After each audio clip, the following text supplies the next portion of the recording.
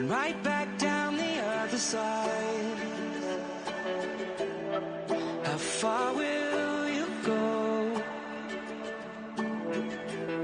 With no guarantee, you know.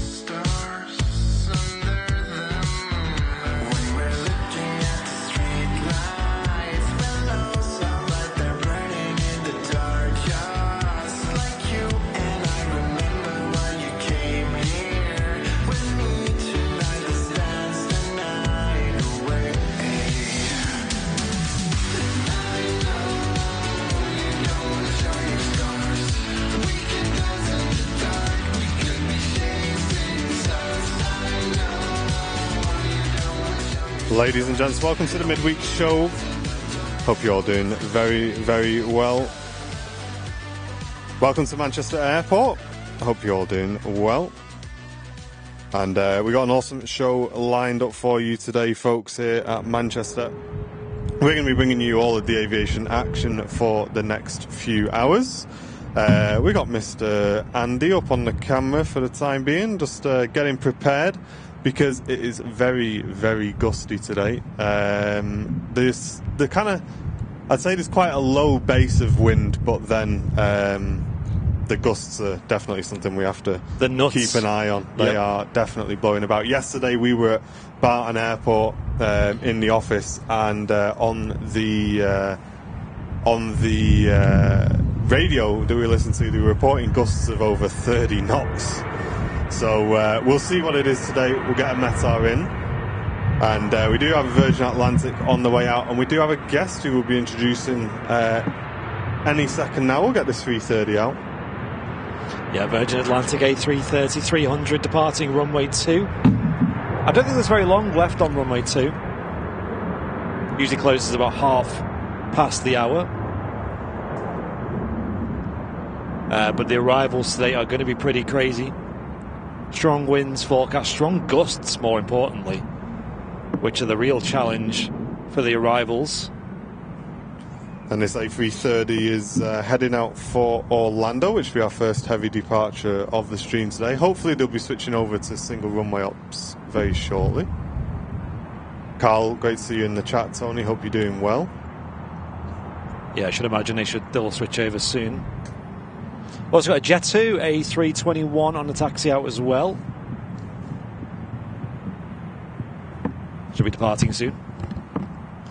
Looks like that Virgin's going to hold for a second. So let's introduce our guest, shall we? We have with us today Niels, who you might think, well, who's Niels? You've not spoken about Niels before. Well, Niels is going to be our resident Amsterdam content creator, aren't you, Niels? I sure am. I'm very excited about that. Yeah, and we're excited to get that project off the ground. It was something that we spoke about well before Christmas. I think we have spoke about it on the stream as well at some point as well.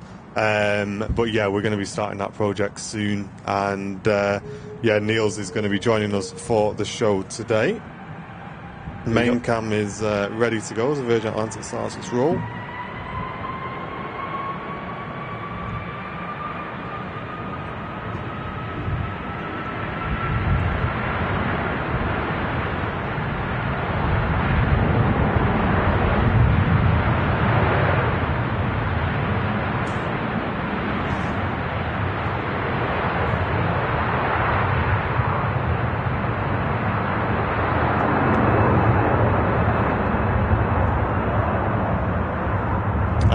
Runway, thank you very much for the tier 1 recommitment on Twitch.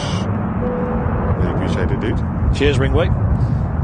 Do apologise for the camera work today as well, guys. It is very windy and gusty, so the camera is right in the firing line. Yes. So that's going to get blown around a bit today, but it is what it is.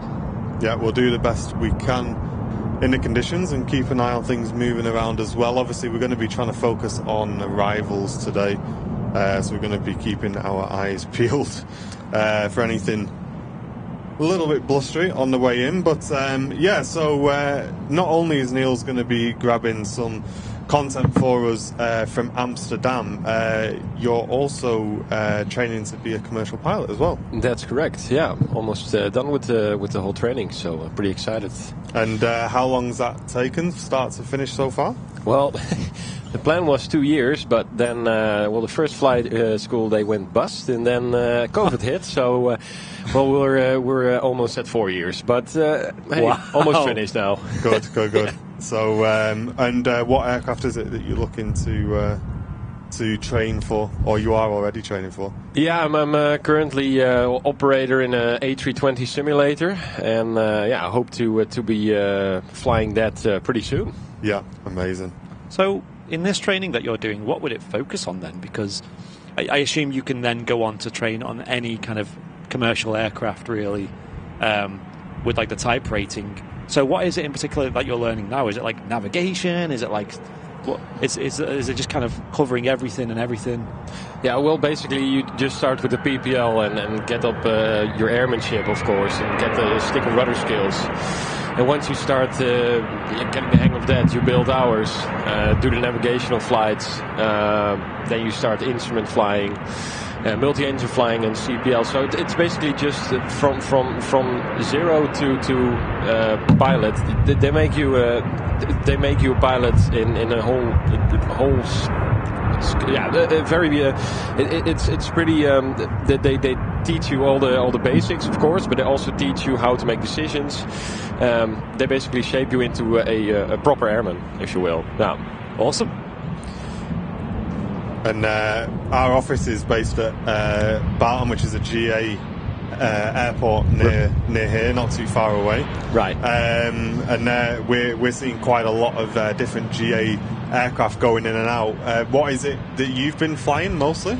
I've started my flight training at a Cessna 172 and did a lot of flying on that. It's a very nice aircraft, very old though, but it's just a very stable aircraft to learn how to fly in. And nowadays I do training on a Diamond 40, which has a full glass cockpit and autopilot, which is That's a nice upgrade, right? It is a very nice upgrade, but it's also good to have flown on a very basic trainer aircraft. So we did a VFR tour following the coast of the UK in a Diamond aircraft in Microsoft Flights. Wow. The new one that's come out with all the nice scenery. Yeah, exactly. And that for a GA plane is pretty advanced, and all the nice, like you say, the glass cockpit, which for you guys back at home, if you're not familiar with flight sim, is just big screens, right? It is. It's big screens. You get all the information handed to you in a very nice and easy way to comprehend. Because what you want to do when you're flying, you want to be able to process information that's necessary to you for that particular phase of flight as efficiently as possible. Otherwise, of course, you might get in over your head and the airplane gets ahead of you. Mm-hmm. And, well, Diamond has done a very good job in combination with Garmin systems. That's the avionics supplier for them. To make it very easy to get the information processed through your brain. For your brain, yeah. Basically. Keep it nice and simple, yeah. especially when you're trying to fly, right? Exactly. I've been seeing a few videos on YouTube, actually. I don't know if you've seen them, but I think one of them was definitely in a Diamond where they're doing delivery flights. Oh, yeah. And there's a guy who'll fly solo. The one I saw, he took off from Scotland and flew up to Iceland. Right. So it may have been bigger than the one I'm thinking of, but yeah, it was crazy to see like just the distance that they're flying in these planes, and also they had to put the oxygen mask on with the nose, through the nose and around the side of the face and stuff like that. Yeah. Because of the altitude that we're flying at, and I just didn't realise that was even a thing. It was great to see. It is, yeah. It's real flying. I mean, what the airlines do, that's also flying, of course. But this is most of the time it's hand flying, and it's just really fun. But it's also a bit adventurous, and then especially if you have to put those things in your nostril, it's a bit less comfortable than a pressurized cabin, of course. Yeah. But it allows you to fly longer distances and at a higher altitude, and it's most of the time it's also more efficient. And we like efficiency in aviation. So yeah. No, that's awesome. It was, it's pretty crazy too, because I didn't realise that they use those oxygen. I just thought they just wouldn't go up that high. Well, you know what I mean? They often do it, but yeah, it's a lot of people don't really like it, I guess. I've never done it myself. Maybe in the future, but as of now, not yet. yeah. So what's the stages from where you are now to get into where you want to be then, pilot-wise? Well, from start or from where I am? From because you've got your PPL right already. Yeah. And we were speaking earlier on. You said you've got a couple of tests coming up. And then do you reach out to airlines, or do they reach out to you? How does that work? Well, in the ideal world for the pilot, the airlines would reach out to you, but unfortunately that's not the case. Even at the moment, everyone's after pilots, aren't they? That's true, but you still need to send your application in yourself. A lot of airlines, such as Wizz Air, they do invite a lot of pilots, but you still need to get out there and show that you are willing to apply for a job, and you you obviously need to show yourself as a competent pilot, because it's not only competency, you also, have a whole different set of skills that you need to show that you're able to manage the aircraft, manage the crew, manage to be on time, all that stuff. It's not only the flying, it's right? So, but now it's instrument rating almost done, and then the CPL, and then just a multi-crew course.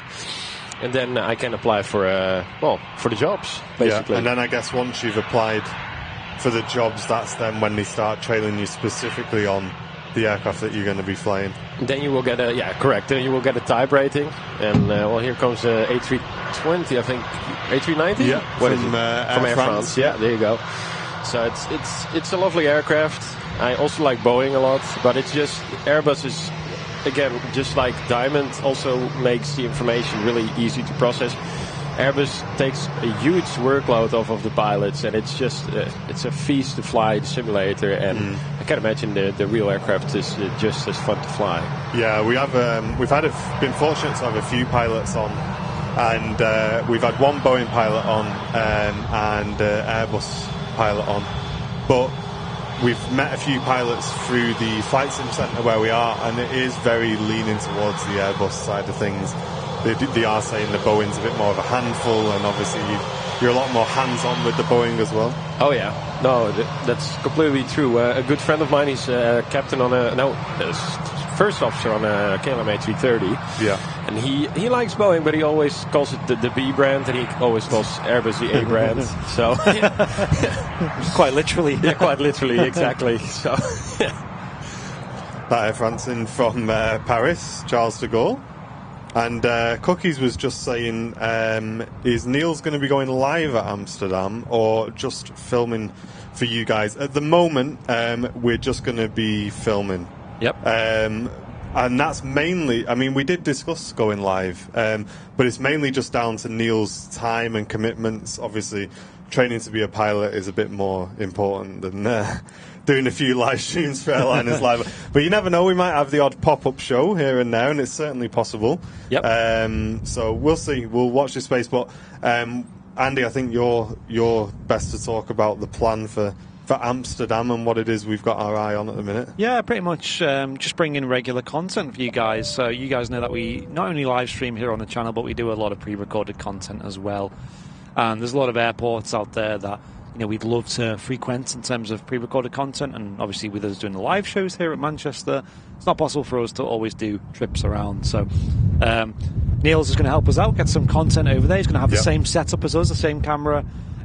Like Martin said, potential for live streams later down the line. Bit of Michael Jackson here with the One Glove setup, but pre-recorded mainly as well. So we're super hyped for that, and it'll be good to keep contact with him as well. So whenever we go over to Amsterdam, maybe do a live show, we can hook up, and we can also bring you guys shows from there. As you know, we did a show from Amsterdam. I think October 2021. I think it was that we went, and we really loved it. It was great. Place I really want to get back to, and it's certainly a place that has some awesome aircraft there and some awesome views as well. So it's good to have him on board on the team, and just part of the general team here at Airliners Live as well. Yeah. So Niels, what's your sort of background then? Are you from Amsterdam? Are you from Schiphol originally? I'm originally from a small city up north called Leeuwarden. We have an Air Force base. The F-35 operates there nowadays. Okay. And it's famous for the airbase that annually hosts the Frisian flag exercise. So we have a shooting range at one of the islands above Leeuwarden. And the RAF comes around, the French Air Force, the US Air Force, they all come and train. And it's pretty big. A lot of spotters come to visit. So it's in the military aviation scene, it's a well-known city. In the airliner scene, not so much, because obviously we don't get any airliners. But just a small town, and to me, that's the highlight of the town, the airbase. Yeah. I mean, if you got F-35s there, I mean, it'd be the highlight of my town as well. Yeah. Me and my partner saw some F-35s down in Lincolnshire. That was really cool. We got a couple of American bases down there. Yeah. And yeah, they were something else, really something special. A massive thank you to to Beverly Dobson, returning VIP member to the channel. Thank you very much. And Roman Adventures with a 179 saying thanks for a great stream as always. Thank you very, very much. Thank you. So obviously with you being so close to Amsterdam, I mean, is KLM not took your fancy, is it? Because I guess that's kind of like the default airline to go for around there, right? It is, and I definitely gave a lot of thought about it, but then you first need to join the flight academy. I decided to choose another flight academy to start off with. I started with Adria Airways, which was the local or the national carrier of Slovenia, and that was the wrong choice. I regretted that later, but a friend of mine who's also Dutch and another person that now flies with KLM also did that flight school, and I really liked the idea of mountain flying, so I chose for that school. And fortunately, it turned out to be the wrong choice. Right. But yeah, we learn from our mistakes, and now I just finish it up at a flight school called Wings Over Holland at Lelystad. A very nice flight school. Have tons of aircraft, including a T6 Texan, beautiful nice. warbird trainer. And I hope hope to apply at Eurowings or Brussels Airlines. We might see you in Manchester if you go with Brussels. Exactly. Yep. Yeah, that would be nice. So I definitely hope to be able to apply at those airlines. And who knows, in the future maybe KLM. But I definitely really want to fly A320, and KLM as of now doesn't have A320 yet. Yeah. So that's unfortunate. That's a good point. Yeah. So. And with these different airlines, obviously, if you're not going to choose KLM, it means you're going to have to move, right? So you're going to have to move your whole life to wherever you're going to be based, right? That's correct, and I'm willing to do that. Obviously, you have to make some sacrifices if you want to chase your dreams, and I'm willing to do that. My girlfriend, she's semi-fine with it, but I might also just take an apartment there and then go in the weekends home to the Netherlands, right? So yeah, we have a pilot who lives a couple of hours away from here, but has a flat near Manchester because he flies in and out of Manchester quite a bit. Right. But obviously, he's in a bit of a different situation with you. Obviously, he's got kids and that. So for him, it's a bit of a struggle. But I guess if you're just starting out, that's probably a good way to look at it, at least. And would let's say Brussels, for example, is that a long journey from Amsterdam? I don't really know the relative distance. Like, would you drive that, or you could drive that. I mean, by car, that will be about an hour and 45 minutes, I think. So it's doable. Oh, okay. That's not bad at all. No. Do something that just come to mind. You know, they've got like limitations on you can only fly for this long during the day. Can they take into account like travel time to the if they know you're driving for 2 hours or whatever just to get to the airport? I wonder if they can say, look, you can't be driving that long before you're about to do, say, a 3 sectors. You know what I mean? It's right. No, that's a good question. And then we get to my favorite subject, air law and operational procedures. And you have to memorize, or not memorize, you have to learn by heart these tables about flight duty time and flight time. So flight duty time is basically from the point you arrive at you report for duty at the airport. But it doesn't take into account driving to the airport. Okay. But they do count flight duty time and flight time also. But that's it's okay. a lot of rules about that. So it's that's good. At least you're not limited to having to be within a certain distance from the airport. Then exactly, that's good. Yeah, because I suppose driving is probably a lot less required focus to drive a car than fly a plane. So that kind of makes sense. Exactly, or it depends how good the rail connection is. Because I know the roads in Belgium are not always the best. The highways, I mean, the inner roads are good, but when you cross the border from the Netherlands to Belgium, it often gets very bumpy. So often you have a traffic jam. So who knows? Maybe the train is also an option. Yeah. Oh yeah, just like it was an option today. Hey? Oh yeah, that was a great. Yeah. Well, we'll tell the story about that. We've got a Finnair first departure on runway 1 here. Finnair A319. I think as we're heading back to, as we call, Helsinki.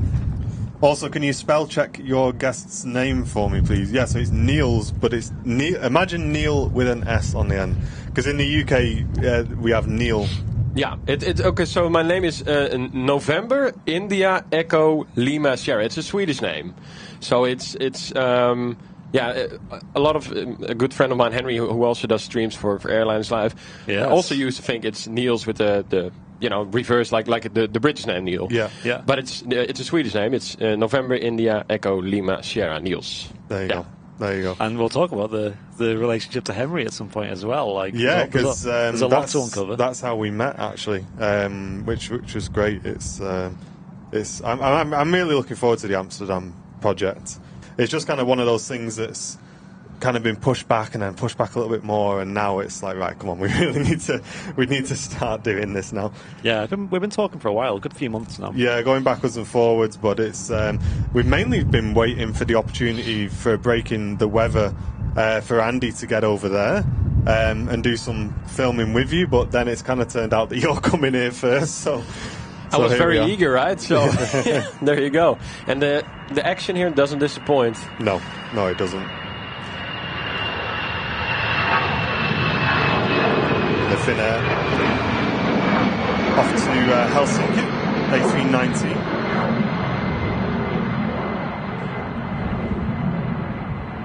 A few hours on the flight time there, we're over to Helsinki. Yeah, so of course you guys on the channel know we do regular live shows from Vancouver, Canada, and that is from a chap called Henry. I'm sure you've all seen the shows. Good friend of ours, of course. But is that from the airport? What's going on? No. That was an alarm I had in my phone, so no worries. I was going to say, it's late, that alarm. It's a bit late to be We were waking here up. an hour ago. Luckily. And we obviously do the shows over there, and Henry actually reached out and said, hey, I've got a friend in Amsterdam who would love to get on board as well. Really eager, and obviously doing pilot training and things as well. And I mean, I guess you and Henry go really far back, don't you? I don't know if you want to tell us a little bit about that. Maybe how you met and... Yeah, no, of course, it's been a while. So, yeah, the reason I'm in the UK, first of all, is because of this, right? To get acquainted and, to get myself introduced to the audience, of course. Henry and I met on a Fokker 70 flight in 2017. KLM was phasing out the City Hopper Fokker 70s. And I'm a big aviation buff, so I went on the last 3 flights. And I met him on the flight to Basel. And we were both allowed in the flight deck.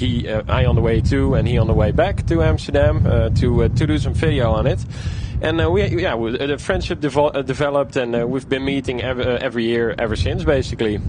So nice. He travelled all the way from Vancouver to Amsterdam, long way, just to fly on that plane. That's correct. Henry is a bit crazy at times, but like in a good way. He also traveled to North Korea, of course. And some really odd places where, normal tourists wouldn't really go. But, those classic Soviet airliners don't fly themselves.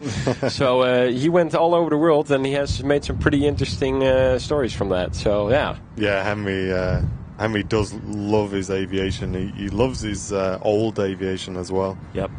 And his models as well. Yes. Oh, yeah, he loves models. Yeah. That's for sure. The aviation kind, that is. A321 today right. on the London Heathrow shuttle service.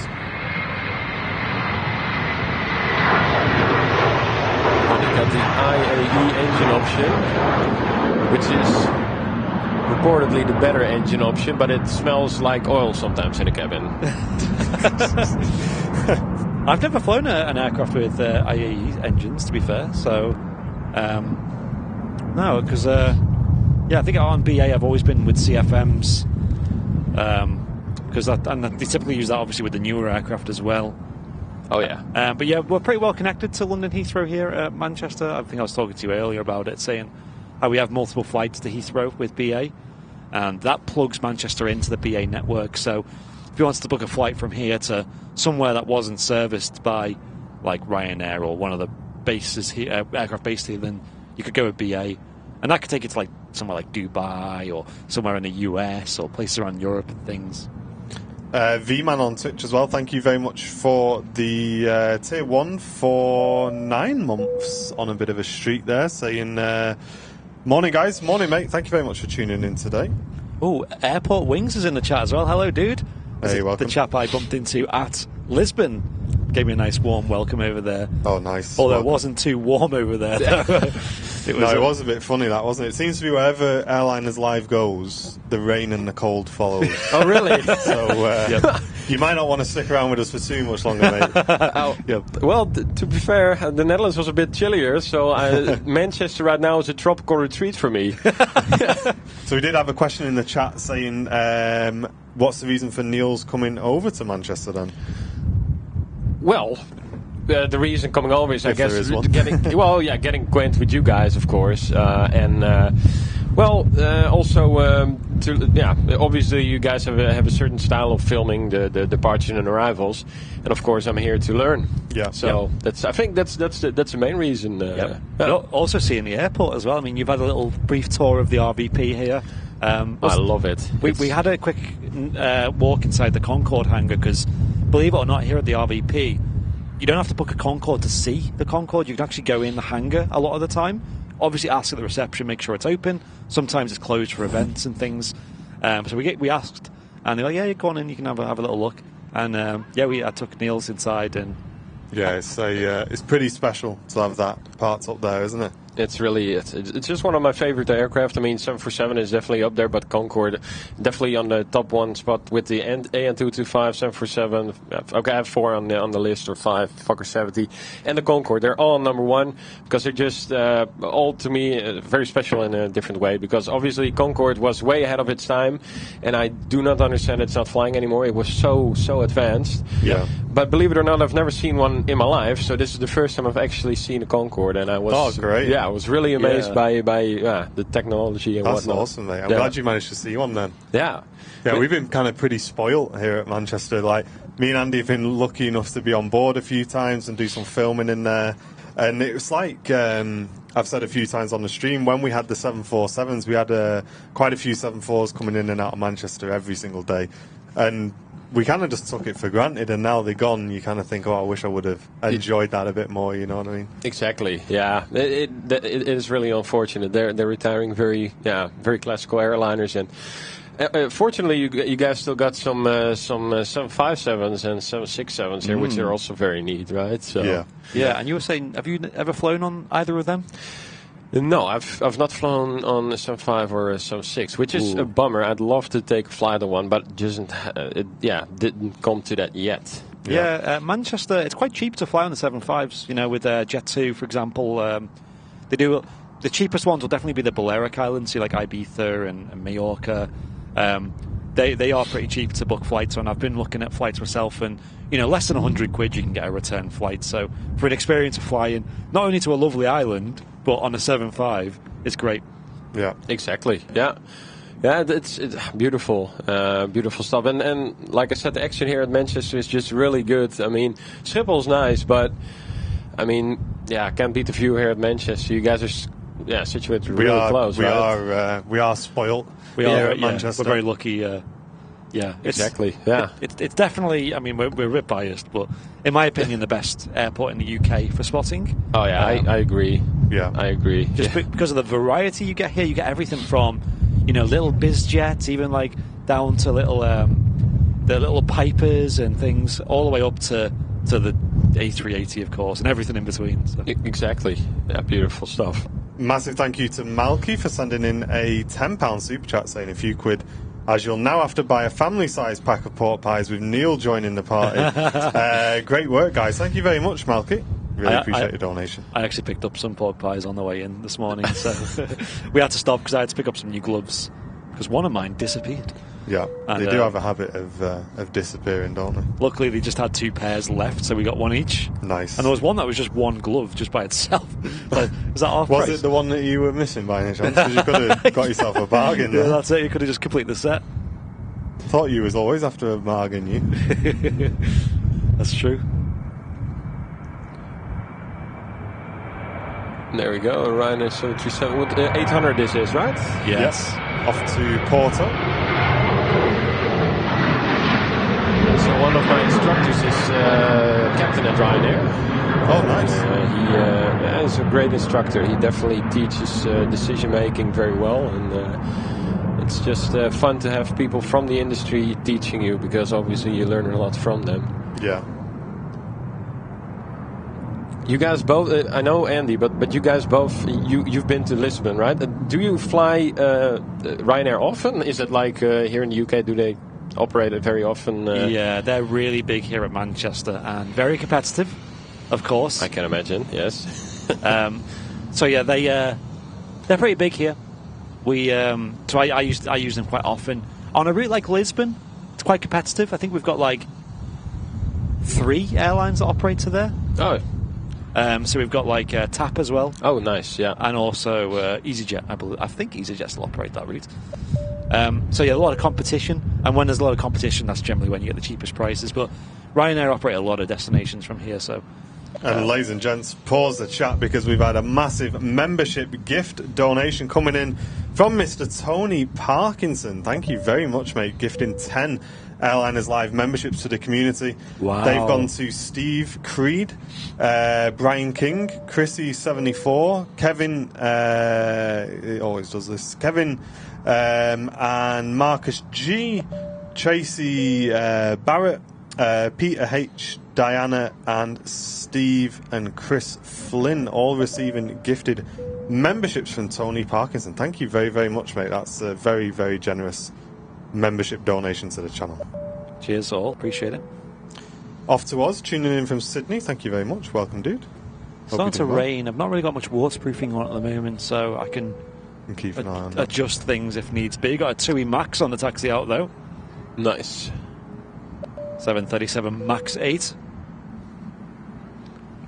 One of the newest generations of Boeing aircraft. And TUI have had them for a good few years now. I think since 2019 they've had them aircraft. They even got grounded when they had the MAX grounding, and a lot of them were stored here at Manchester during that. Which a lot of that was during the pandemic anyway, so I don't think it was a big loss, relatively anyway. Most airlines get them for cheap nowadays, right? So I think so, yeah. I think someone like Ryanair probably got a decent discount because they didn't get them till after. I bet.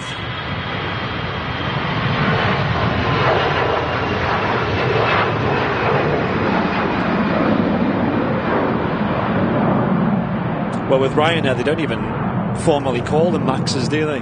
No, No, 8200s they call them. Yeah, really? Yeah, 8200s. 8200s, yeah. Of course, the name has a bit of a stigma, so I can imagine. Yeah, but I it's think... strange that they're the only airline that's kind of going with that, though, isn't it?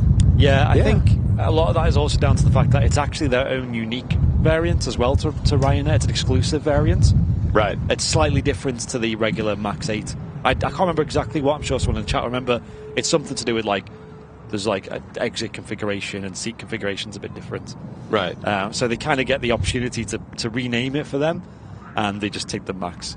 They just thought, well, let's take that opportunity and get rid of the MAX. Yep, it's not a MAX anymore, guys. But these days, I don't think the stigma of the MAX kind of exists that much anymore. I don't really see many people. It's kind of chilled out a little bit, hasn't it now? And now the plane's settling in a little bit. Yeah, and yeah, I mean, with the amount of scrutiny that plane would have gone through following what happened, I think it's probably a very, very safe aircraft. I don't think there's ever been any serious issues since. No, exactly. It's I've not flown on one. Love to try it though.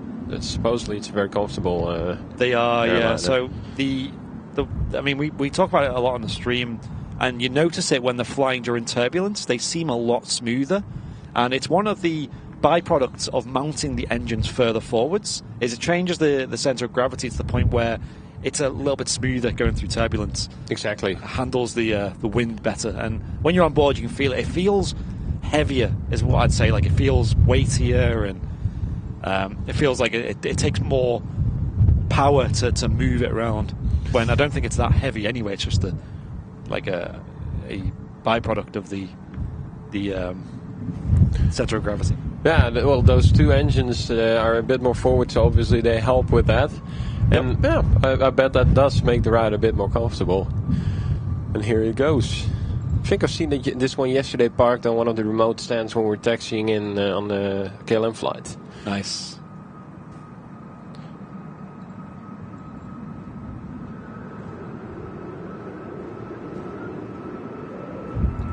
quieter on the engines as well. Absolutely.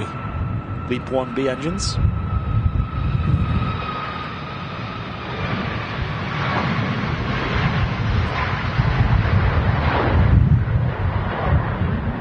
And on the taxi out, we also have our first heavy departure, unless I've been asleep at the controls, since we switched over to single runway operations, and that's going to be the Virgin Atlantic A330 heading out to Atlanta, currently making its way down to Juliet 1.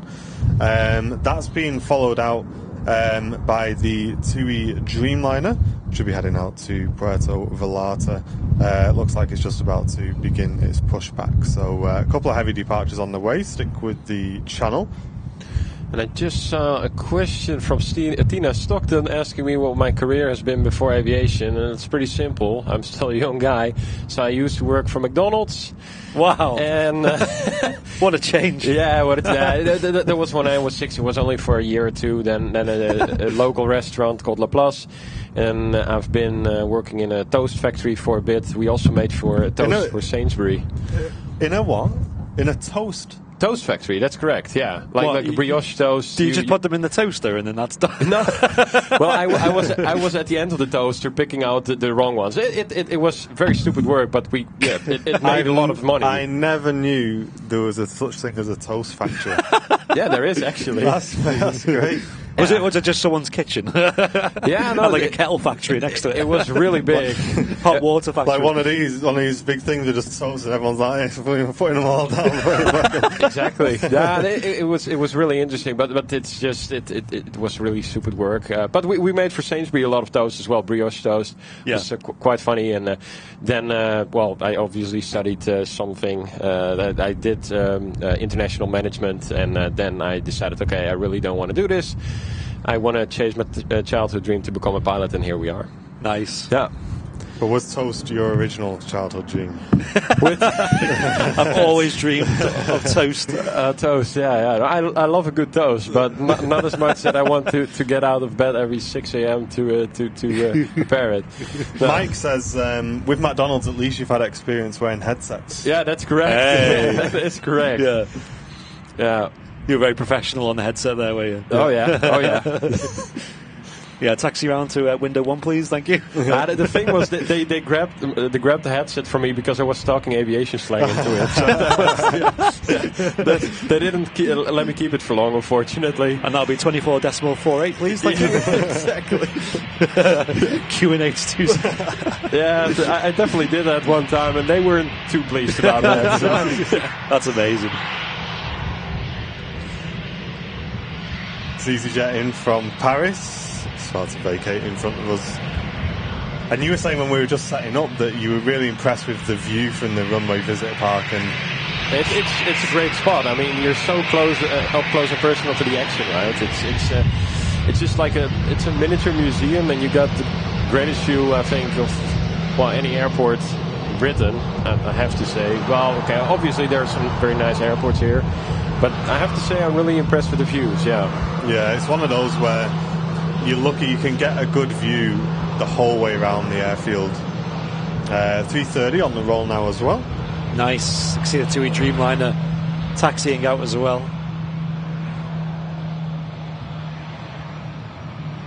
Love the 330 blasting off runway 1.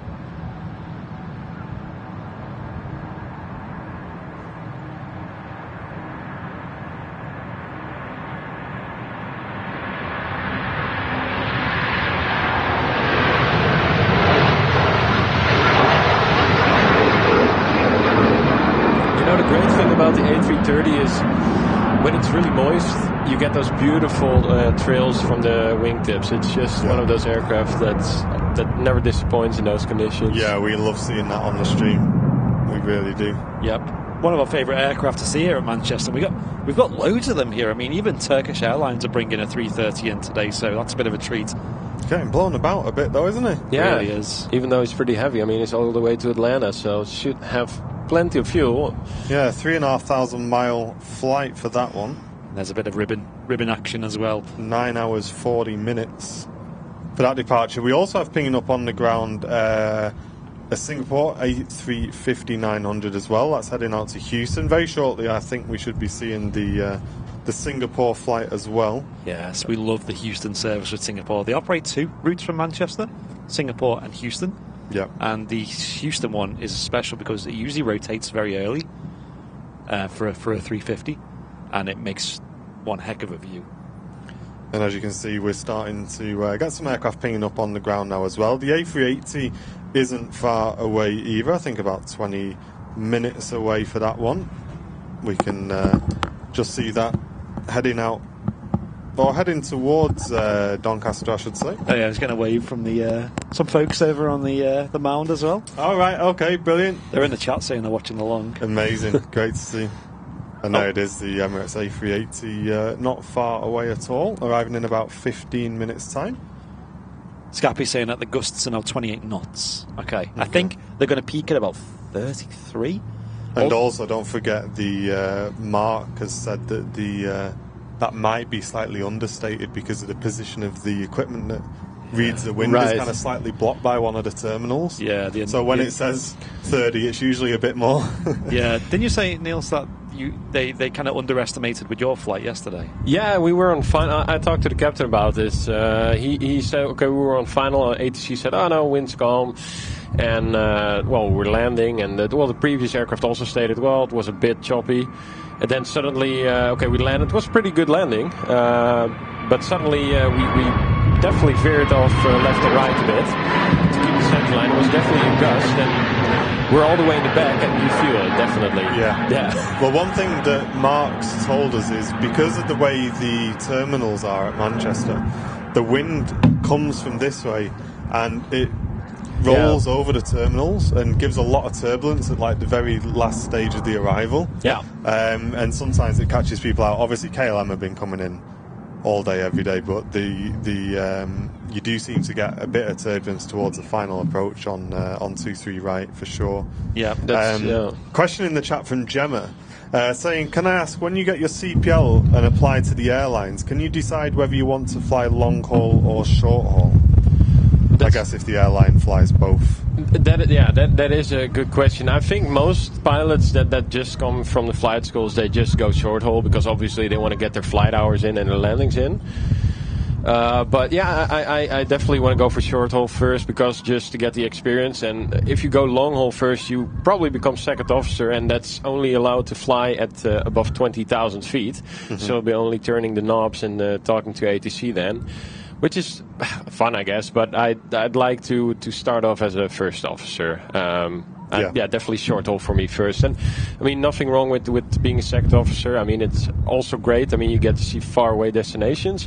But yeah, if you want to get a hands-on experience, first officer short haul is the way to go first, I guess. And have you got any sort of aspirations to eventually fly long haul, or would you see yourself just wanting to do short haul? No, definitely. I do want to fly short haul, but I first want to get the experience from short haul and thereafter long haul, obviously, because I do like, destinations like Mexico or whatnot. So I love to. So is it mainly the destinations that make you want to do the long haul, or the aircraft, do you think? Definitely the aircraft as well. I mean, flying heavies is just another. It's obviously an aircraft is an aircraft, but it's nice something about exactly right. Something about the heavies that just makes your heart skip a beat, I guess. Well, looks like the TUI has decided to back out of that for a minute. Yeah, it started its takeoff roll. Oh, that's interesting. Well, I don't know if it was a takeoff roll, but it started to move and then subsequently just left the runway. So let's see where this goes. It might have another go. Maybe it's just been holding off because of the weather.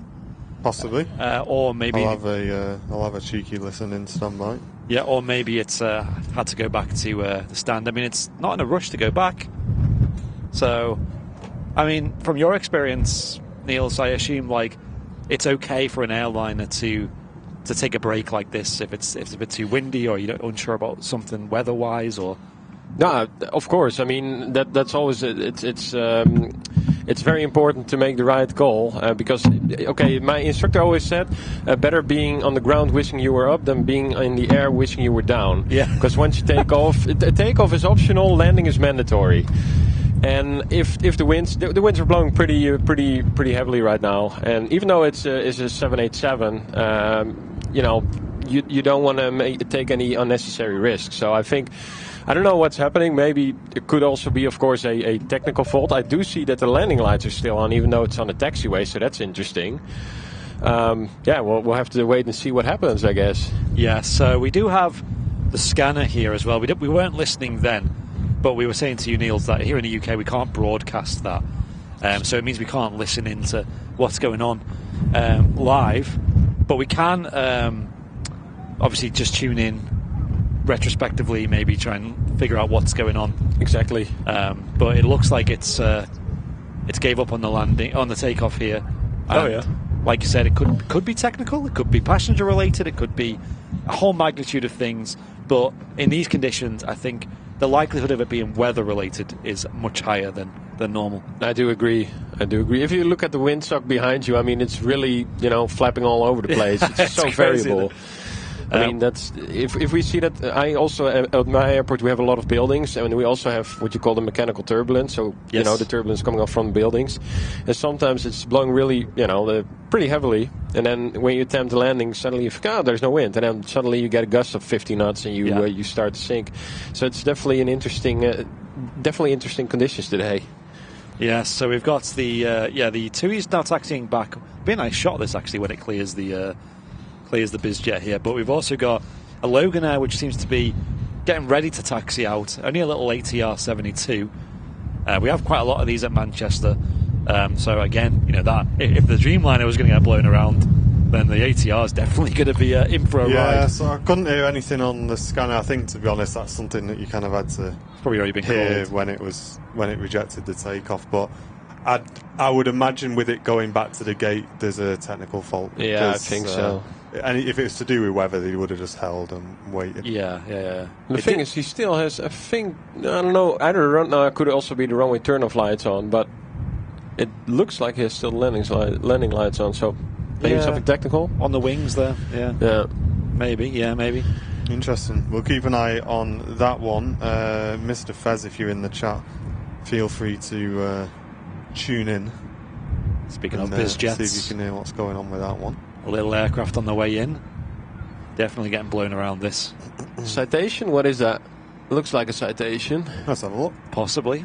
It's a Cessna Citation 680. Nice. And it's yeah, definitely. It's it has a hard time crabbing, but yeah. Let's see. You can really hand fly these smaller planes, though. So. Oh yeah. A lot of corrections can be made. Boink boink. There we go. Nice and smoothly down. But look at this, guys. We've got two TUI Dreamliners about to pass each other with the Logan. Yes, I mean, I would not like to be a passenger just about to start a long haul flight, and then I'd assume that you'd get above this pretty quick, though. I don't think it's something that'd last for a while. So the pilots probably make their best to get out of it.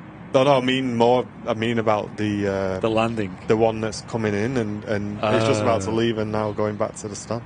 It's holding here. There might be some congestion on the taxiway, but for some reason it's holding here.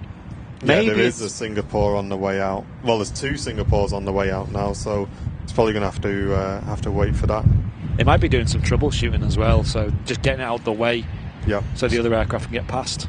Yeah, it's the best thing to do. I had it once on a KLM 747 flight. We were just pushing back from the gate on our way to South America. And then we suddenly pulled into one of the remote stands and was like, that's great. And we stood there for 4 hours because the starter engine of number 3 didn't work. So 4 hours? Wow. Yeah, but we did continue the flight afterwards, so I was pretty happy about that. But it was kind of unfortunate that we had to wait so long. And it turns out it was my second to last flight in the 747, because after that they got phased out by KLM due to COVID. Yeah. It was a sad departure of a great aircraft for so many airlines as well. Yeah, absolutely. There we go. Loganair is going to be the first to depart, though, of all this. I'm excited to see how this one will go, because the props don't mind, mate. Straight out this. Yeah, the smaller aircraft, they do get blown around more, but their ability to hand fly is really strong, and they normally don't struggle, do they? Here we go. Now on the roll. straight up. Yeah. Wow. No messing around. Pretty stable as well. Yeah, definitely. That climb. Yeah, that's a crazy gradient. Wow. Yeah, impressive. And there she goes. Yeah, no messing about there. And just coming into shot now, Singapore Airlines flight 52 off to Houston. When we used to have the Q400s in the Dash 8s, especially on approach, they seem to wiggle about quite a bit. Oh, yeah. Used to make for some nice arrivals. Unfortunately, in the last week, Flybe have again announced that they've gone into administration, so we won't be seeing any more Dash 8s at Manchester. Flybe were pretty big at Manchester before they went bust the first time, and we had quite a lot of movements, but then when the second time came, we only really had the new key flight that came in, so for us it wasn't the relaunch that we kind of hoped for, but yeah, unfortunately they've announced that they've gone bust again now. It is very unfortunate, yeah. Days like today are crazy because you can hear the wind before it hits you. Yeah. Yeah. Wow. Yeah, it is a pretty interesting conditions, but again, not complaining. This is great to do some spotting, right? So, Nikki and Dominic, thank you very much. New viewers to the chat, really appreciate it, and a very warm welcome if you are just tuning into the midweek show. We got a guest with us today, Niels, who is an up and coming pilot, we hope, and.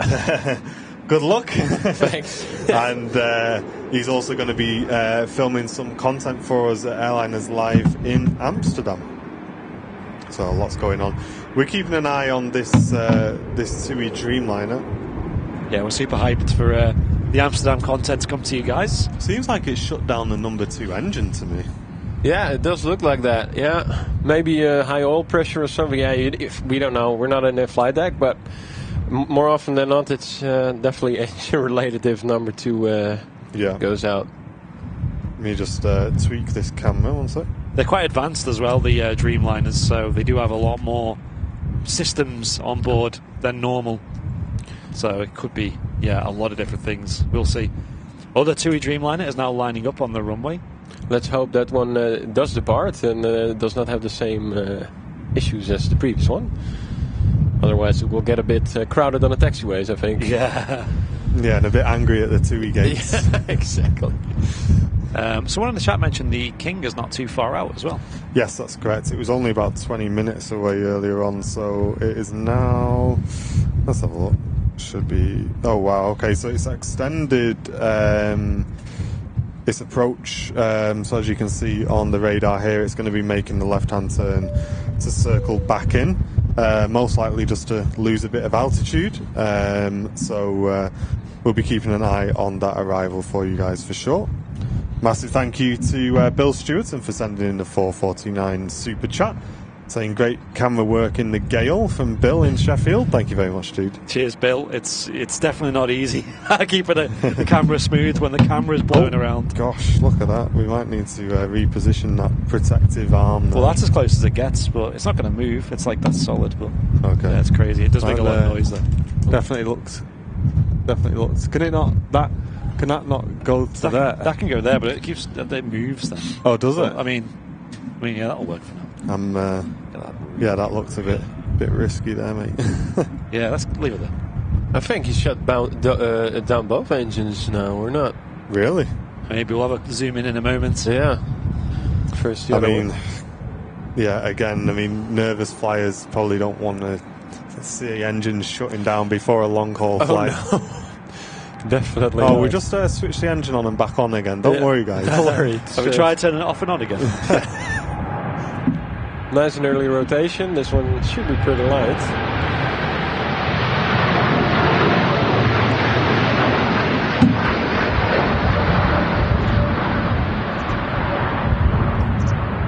Oh no, it does have one engine operative because it's still able to taxi.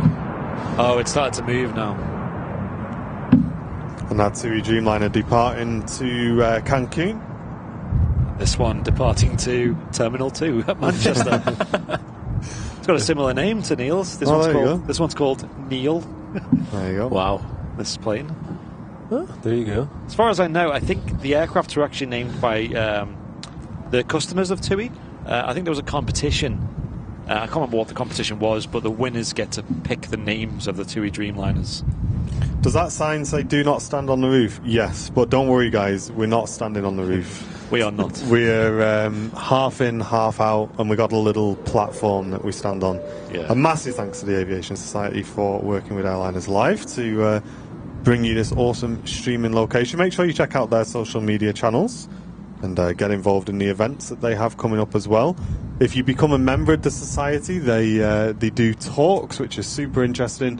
They get guests in from all sectors of the aviation industry to chat about their experience, and you can come down and attend those social evenings. Well worth it.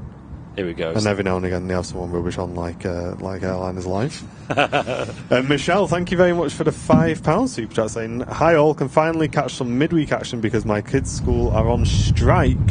Oh, great show as always. Keep up the hard work." Wow, no, that's funny. A lot of people are on strike today. Yeah, welcome to the UK. Yeah, Neil's had a bit of an issue on the old trains, didn't you? Yeah, I was supposed to take a train to meet up with Andy, but unfortunately we got to take an Uber. You walked. Let's say I walked. Yeah, exactly. I could use some exercise now and again. Yeah. Singapore 350 on the roll. This first one out to Houston.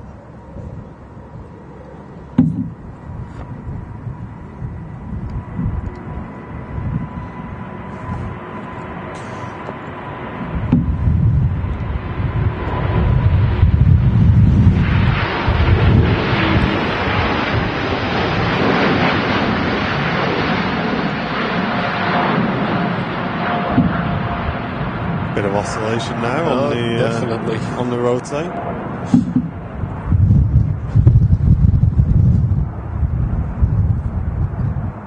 Yeah, the wind today is certainly variable to say the least. Pretty ferocious as well. I guess it's and thank you very much, Gear Down, for becoming a brand new VIP to the channel. Really appreciate it, dude. Welcome to VIP. I assume, obviously, it's the variable winds that are something to watch out for. If it's more of a constant wind, you can kind of set the aircraft in place and fly it in, right? Exactly. My home airport, we have the Dutch Aviation Museum Aviodrome. We have a big 747 on final. So when you approach and you get in front of the 747, you're still in the air. And if the wind's variable and gusty, yeah, you definitely need to keep the power up, because I've had a wing, not a wing dip, but definitely had moments when the wing dropped a bit, and I was like, this is pretty close to the ground, let's go around. Yeah. It's not for the faint of heart, let's say that. No, definitely not. Some bloke, thank you very much for the £10 super chat saying, big hello to Niels. Get some cheesy chips and compare to Skippo's special frites, says some bloke who travels a lot. I'm sure Do you know what they are? I don't. Say again? So he wants to compare the chips we have here to the frites you have in Schiphol. I see. Okay, yeah. So yeah, we have. There's this snack bar at Schiphol, which is pretty famous among tourists and also Dutchies, because they have very nice chips. We call it patat or friet, but it's definitely good stuff.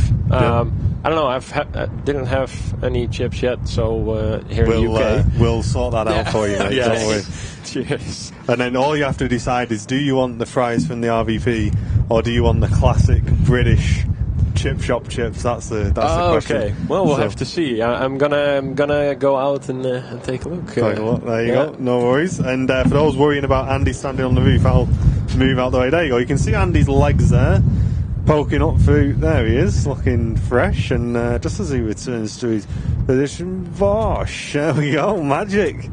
There's an aircraft on final approach as well. Yeah, and there's an EasyJet lined up as well. That windsock's not having a good day. Mate, that windsock it's going upside down and everything. That windsock is basically just saying, I don't know. It could be that way, it could be that way, we don't know. Yeah, we're not sure.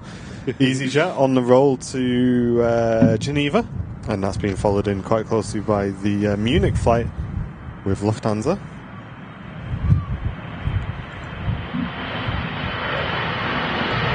H says, I love Neil's flying jacket.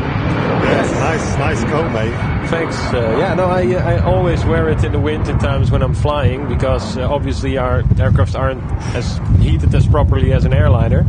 So it's always good to have a nice and warm coat, and this is what I'm wearing when I'm flying normally. So nice. The tower getting rocky there. Sure thing. Did you feel like you were flying for a minute then? It was definitely moving us about a bit then. Yeah, that was the same feeling when I was landing just yesterday. Yeah. More turbulence in the tower than the 737. Oh, exactly. Right. Oh, you see definitely this one on final. It's Lufthansa, right? Lufthansa, yeah. Definitely. Yeah, Vince, we're aware. Yeah, that's not the actual windsock. It's just no. Yeah, it's one of the RVP here. Windsock's on the other side actually of the field.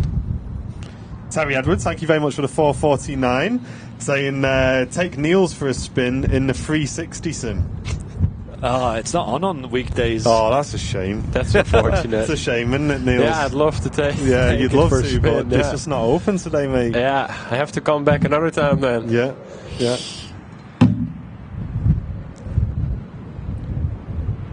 Is a 360 circuit? It extended its base leg. A 380.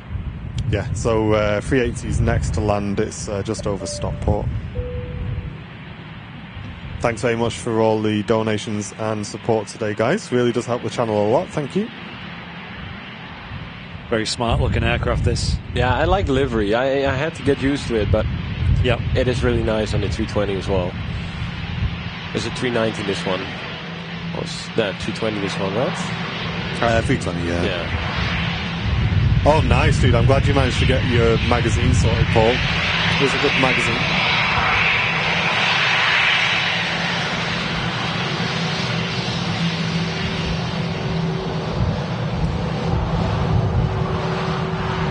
Now, when you guys come to the Netherlands, obviously you need to do a stream at Schiphol at some point. Yeah. I'll definitely take you up for a flight over Amsterdam. There you go. Ooh, that'd be awesome. So Andy's... that'd be good content, man. Andy's been up in a light aircraft before. We did some video work with an aerobatics company at the GA place. Oh, that's fun. And I graciously said no thank you. Right. Andy had a go. And you came out a slightly different shade of green to what you went up in, didn't you? You came out a different man, basically. Yeah. And when I saw it, because you see him taking off and you there, you think, oh, should I have gone? Should I have? And then I saw him come back down. You made the right decision. Yeah, exactly. Well, that again, you actually did aerobatics, Andy, in that thing. Very light aerobatics. I wasn't doing any like loop-de-loops or anything like that. It was kind of more like brakes and kind of like formation flying while doing all that. But yeah, so it was pretty rough. The thing that really got me though was well, first of all, it was really unstable and really turbulent that day. Like it felt like I was driving on like a dirt road really fast, like constantly just like that, right, the whole time for like half an hour, 45 minutes straight. Whilst looking at a 3-inch screen, while pointing backwards as well. So it was a bit nauseating, to say the least. Like even doing that in a car on a smooth road would set me off. But hey, Duncan Shepherd, thank you very much for your very first donation to the channel with an $8.99 super chat. Thank you very, very much, Duncan. Cheers for supporting Airliners Live today. Cheers, Duncan. Here we go. The A380 landing in insane gusts here at Manchester. Wow. Look at the crab on that. Yeah. See, this is why we brought everything upstairs today, Neil, just so you can get a good view of. Because usually we'd be downstairs and you'd just be relying on the camera, and it doesn't give you the same kind of. It kind of looks okay there, but when you look out of it like that, no, it's crazy. This is the money shot, right? Beautiful. There it is, coming in, crabbing it in. I think the A380 actually has a crosswind function that helps pilot crabbing and uncrabbing, but I'm not quite sure. It's an interesting aircraft. Look at that. Whoa. Boy.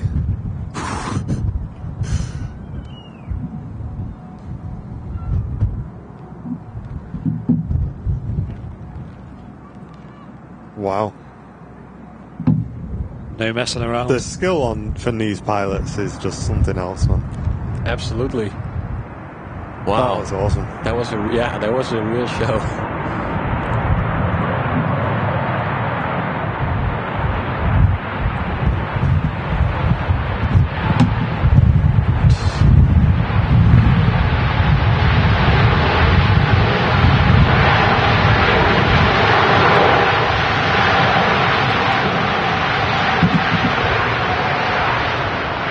I saw a message in the chat just a while ago. I forgot who sent it, but there was a question asking me if I would join John Feza for a sim live stream. Now, unfortunately, I do not have any very impressive sim setup at home myself, so I don't know how feasible that is. But obviously, I'm in for anything. I love flight simming.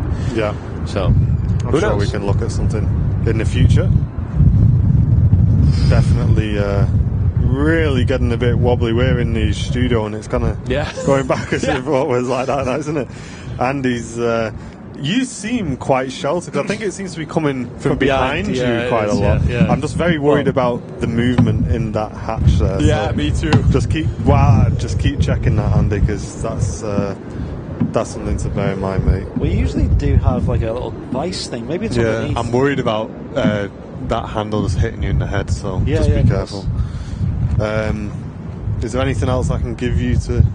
I don't know. Could do like a little vice thing to kind of like buffer between the two, but I think we're good. Where is that? Where can I don't know. Okay. I don't have it. All right, I'll check. I'll be around somewhere.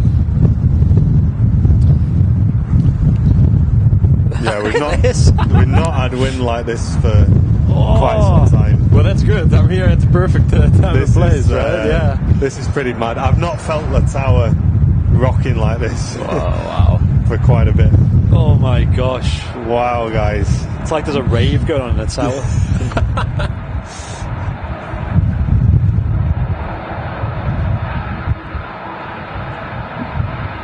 There we go, Singapore Airlines A350 next out. I'll do my best to track this, guys, but it's really windy.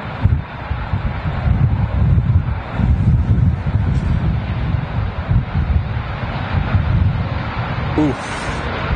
Oh my goodness, look at that. Wow. Hey, there it is.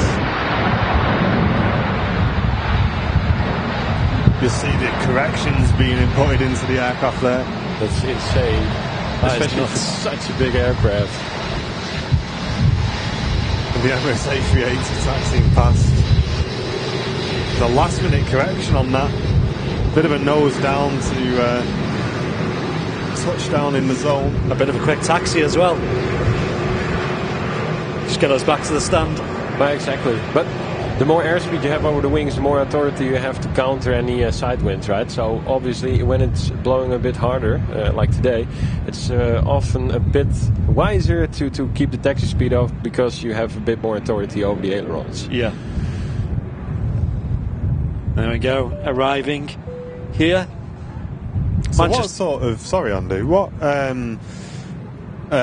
sort of, because they've got the tiller, right, to turn the aircraft, but what risk is there? I know it's obviously really windy, but there's not a huge amount of risk, is there, for anything happening with the plane? Or well, for an A380 maybe not, but for smaller planes, yes, there definitely is, because you still have a lot of wind that could, It also tires could wear out quicker because obviously you need to keep it more center. So it often is a bit better to just keep the taxi speed a little higher, right, to have a bit more airspeed over the wings, to be able to counteract it with a bit of aileron. Even though you're steering with the tiller, it's still you keep flying the plane until you're parked. That's basically the deal. Okay. Yeah. And I guess even on the GA aircraft, that's like even more so. That's as well. even more so. Yeah. Yeah. As we can see, there's quite a bit of weather on the way in. Getting a bit dark in the distance. A massive thank you to number 445 for their very first super chat to the channel, sending in a 50 MAD donation. Thank you very, very much. Thanks for supporting the channel today. And that is a Moroccan Durham. There you go. So yeah, that's mad. Oh wow. Thank you very, very much. And yes, for those who are just tuning in, we got a guest with us today, Niels, who's going to be doing some filming for us in Amsterdam. So Niels is going to be joining the Airliners Live team, or already has joined the Airliners Live team, and you'll be doing some 4K footage of arriving, departing aircraft, and we're looking forward to bringing you guys some nice 4K long-form content from Amsterdam in the usual Airliners lifestyle. He's taken a mirror copy of the camera setup we have here at Manchester, so that we keep the quality the same for you guys across the locations. So Henry's got the same camera, we've got it here in Manchester, we're sending one to Amsterdam, and yeah, fingers crossed, we should get some awesome content for you guys, and we may here and there look at throwing a live show in, but as I say, for those who have just joined, Niels is training to be a pilot, so the schedule is quite tight, so we decided not to go with a live stream straight away, right? Who knows what the future might bring? Yes, yeah, hopefully fly in for you. Absolutely, yeah, and maybe on the side here and there live stream. Yeah, definitely. Yeah, that'd be awesome. And Alison Rogers, thank you very much for the 5 gifted Airliners Live memberships to the community, going to Marcel, Tom, Steve, Alan, and 1, 2, 3, 4, 5, and UK Sky Watcher. There we go, that's the one I missed. Thank you very much for those gifted memberships. A380 now getting the chocks in place. Yeah, now on stand 12 at Terminal 1. Coming in from Dubai. And I'll just going to see if I can find that brace for you. 1 second. Yeah, no rush. I'm going to check the radar. We've got an aircraft coming in on approach. It's an ATR 72. Well, that's going to be a... Oh, that's exciting. Yes. And also a Ryanair 737-800 as well. About 15 minutes away, just coming over the Pennines now. Not far out, we've got a BA shuttle service on the return up to Manchester as well. So plenty of exciting aircraft to see coming in. I think later on we're going to have the Qatar and the Saudia. So Qatar is going to be rocking the triple. Not the all-white one today, like we've been seeing lots of recently. We've been seeing the same aircraft using over and over again here. And the Saudia with a Dash 10 Dreamliner today, coming in from Jeddah. So that's just over an hour away anyway. So we'll see them before the end of the show. There's a Brussels Airlines A319 coming in for taxi, I think. Nice. Heading back to its home in Brussels. In Brussels. Yeah, it's not hard to guess where it's from, though. Yeah. Is that somewhere you've been to often, Brussels? Maybe the airport or the city? Unfortunately not. Never been to Brussels. I've been to Antwerp and Bruges, but not to Brussels. It's on the list, though. It must be crazy because, like, for us, it's obviously like you got to fly to get to anywhere in Europe. Right. But for you, do you like to drive around often? You go, like, for a drive maybe to another country? Well, I prefer flying to another country as well. I mean, last summer I went with my parents and my sister in a DA40. We went to Switzerland, to Lake Constance. Yeah. So it was very nice, and I take my girlfriend sometimes to Germany in the Cessna. So I prefer flying over driving, but sometimes, it is convenient that we're on mainland because, we do drive to Germany, we do drive to Belgium, but not as often as other people do, to be honest. Yeah. It's looking like that maybe at the office, unfortunately. I've sorted it. I've just used that thing. Oh, okay, yeah. I was going to bring one of those up, actually. There you go. All good. A little bit of safety modifications. Yes, and its departure again. We've seen with the Singapore huge corrections on the rotation to keep the aircraft level. Departing Manchester Airport, and a bit of sunshine at the moment. That's always good.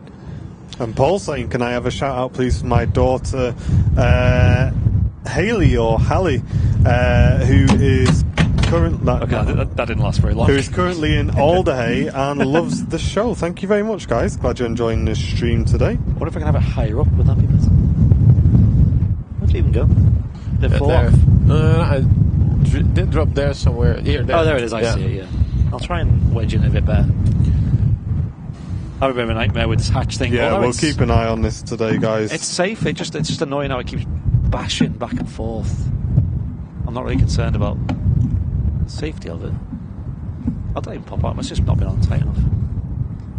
And having a quick look on the ground, we have another heavy departure on the way out. Information courtesy of Radar Box, which is a Aer Lingus A330 out to Bridgetown. Nice. So another nice heavy departure to come, folks. So stick around with the channel. Loving it.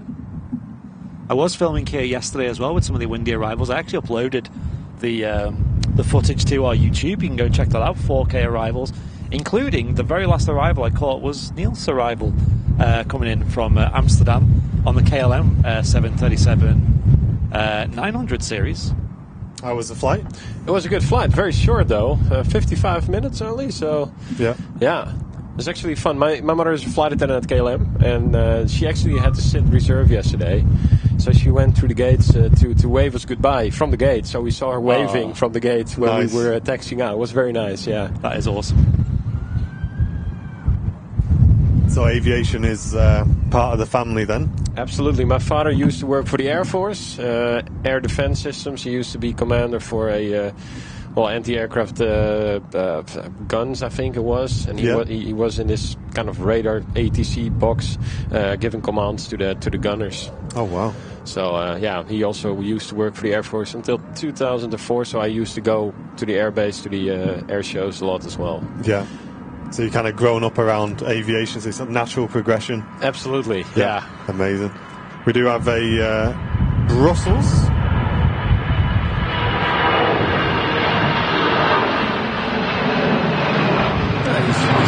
That's very nice.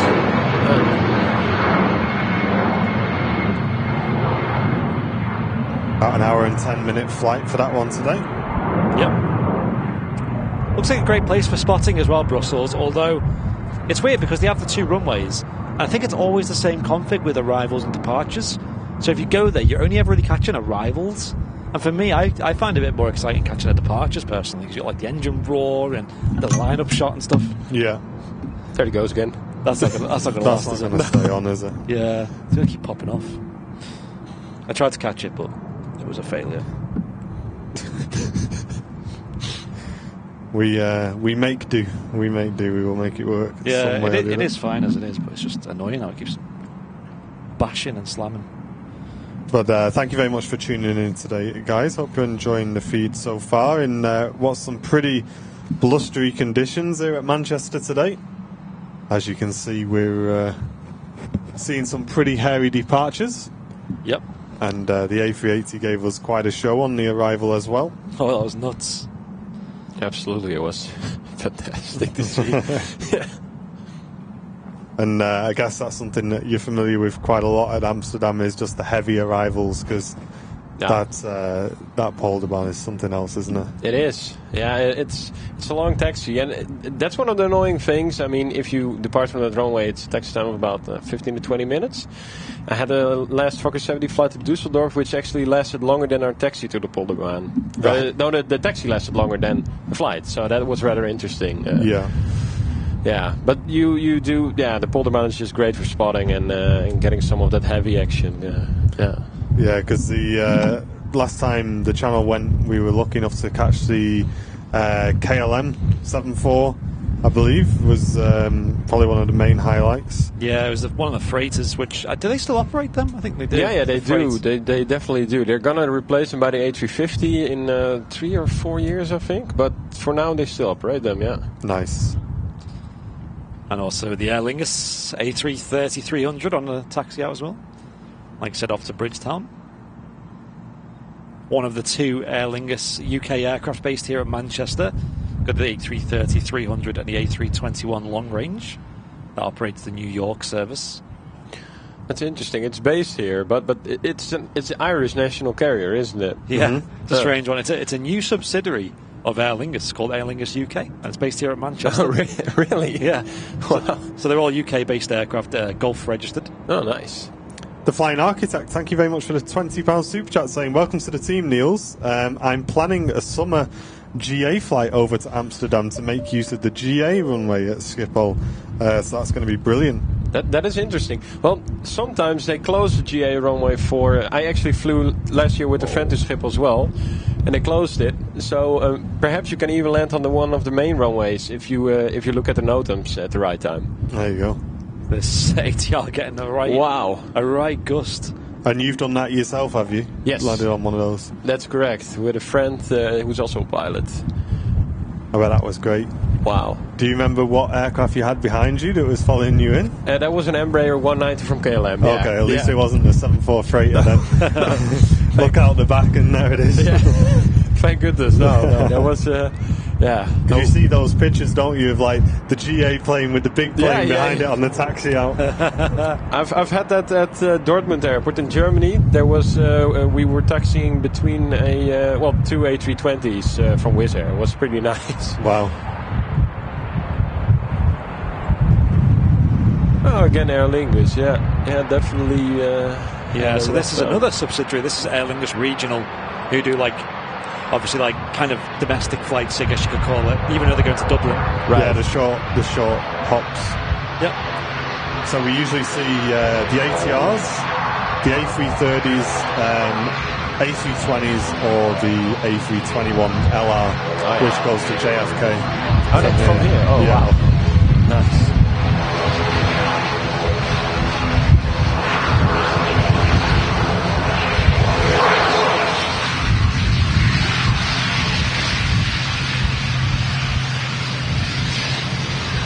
Yeah, you can definitely see that the ailerons are a little bit deflected now because of the wind, because they definitely feel it on the taxiway, especially in that type of aircraft, just a bit smaller, right? So, yeah, and it's going to just taxi back in, and then the next aircraft we see taxiing out is the A330 from Aer Lingus as well. I think there may be an Air France just in front of it, actually. Yeah, that's correct. I love being on a plane in a windy landing, says Colin. Oh yeah. How do you find it? Are you quite comfortable with nice windy landings, or? Well, when I do them myself, yes, and most of the time when I'm in an airliner as well. But I do prefer to do them myself because I like to. It's a challenge, right? So it's a lot of fun. I do enjoy it. Yeah. Well, Martin, you were saying that City Airport, Barton, were having a lot of flights yesterday in the strong winds. They were. So they were.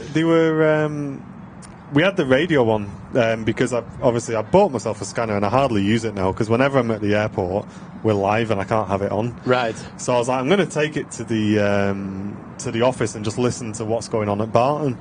And they were saying it was gusting up to 30. I'm sure at one point did they say 32, Andy? Yeah, 31, 32. 31, 32 knots, gusts. And before yesterday, I didn't think that GAs would take off in that sort of speed. Well, they do. But, I mean, you have to be a little bit crazy to do it because it's definitely a challenge. But it's fun. Because they were practicing some missed approach, some low approach, things like that. Yeah. But I was just surprised by the speed of the gusts, to be honest. Yeah, it is pretty 32 knots in a Cessna. It's definitely, you don't want to go much higher than that because you need to keep the rudder authority, right? And there's a certified crosswind limit, or at least demonstrated, and that's in the books. That's 50 knots for a Cessna. And if you go above that, that's basically piloting skill. But there's also a limit to, of course, piloting skill, and that's how much rudder action you can perform. And there's a certain amount of wind that will make your rudder also say, okay, I'm not holding this anymore, and you veer off the runway. Yeah. And when you're on approach, obviously you're getting them gusts as well, which are going to take you by surprise. Oh yeah. And it's a case of how much authority do you have to correct that quickly enough as well in the smaller aircraft. Correct. Yeah. Silly question, but what is GA? Absolutely not, Dave. So it's general aviation, so it's light aircraft. The small aircraft you typically see around flight training airfields, so like the Cessna 172s, the Pipers, things like that. Imagine being in a Cessna and it's gusting 45 knots. Okay, that's a bit too much for me. I would tap out before it would hit that speed. Have you ever been in like super gusts before in a plane like that? Yeah, well, in the DA40 I did. I'm finishing up my instrument rating, and about 2 flights ago it was very, very gusty at our airport of Lelystad. 25 gusting to 31, 32 or something. Yeah. And I had to fly an RMP approach, which is basically an ILS approach, with precision using the flight director. So that was quite a challenge, but luckily I managed to pull it off, but it was definitely an interesting flight.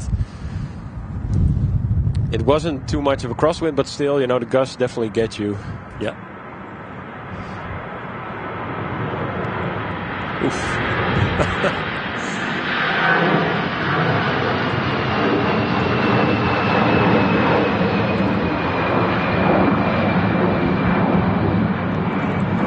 little bit wobbly there, the Air France. And next to the parts, heavy aircraft, Airbus A330, 300 series. I don't know if you saw the flight sim show on Monday night. We were with myself and John. Yeah. We were trying to land a twin-engine prop. I've seen a bit, yeah. Into St. Bart's. Yeah, you think you could do it? Well, I don't have my twin engine rating yet, but who knows? I think a Cessna. Neither do we, mate. I think Cessna definitely could put it down there. It's a challenging airport, and you need some training there. But after I go with the CFI that's familiar there, I do think I can pull it off. Yeah, because they land in there in a few different aircraft, and it's really cool to see the videos of that, especially when they're pitching down that hill before. Yeah, that's a lot of fun though. It's the other end when you come towards the runway and you flare it back out and you just get pushed back up. Yeah, that's the ground effect, the ballooning, because you have the overspeed from coming down a steep slope and then you pull up. You definitely need to time it right, because otherwise you float along and you run off the end. That's not something you want, unless you want to dive in straight away. In which case, go ahead.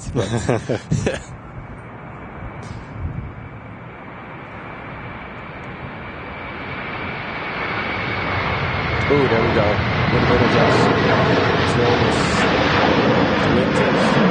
beautiful.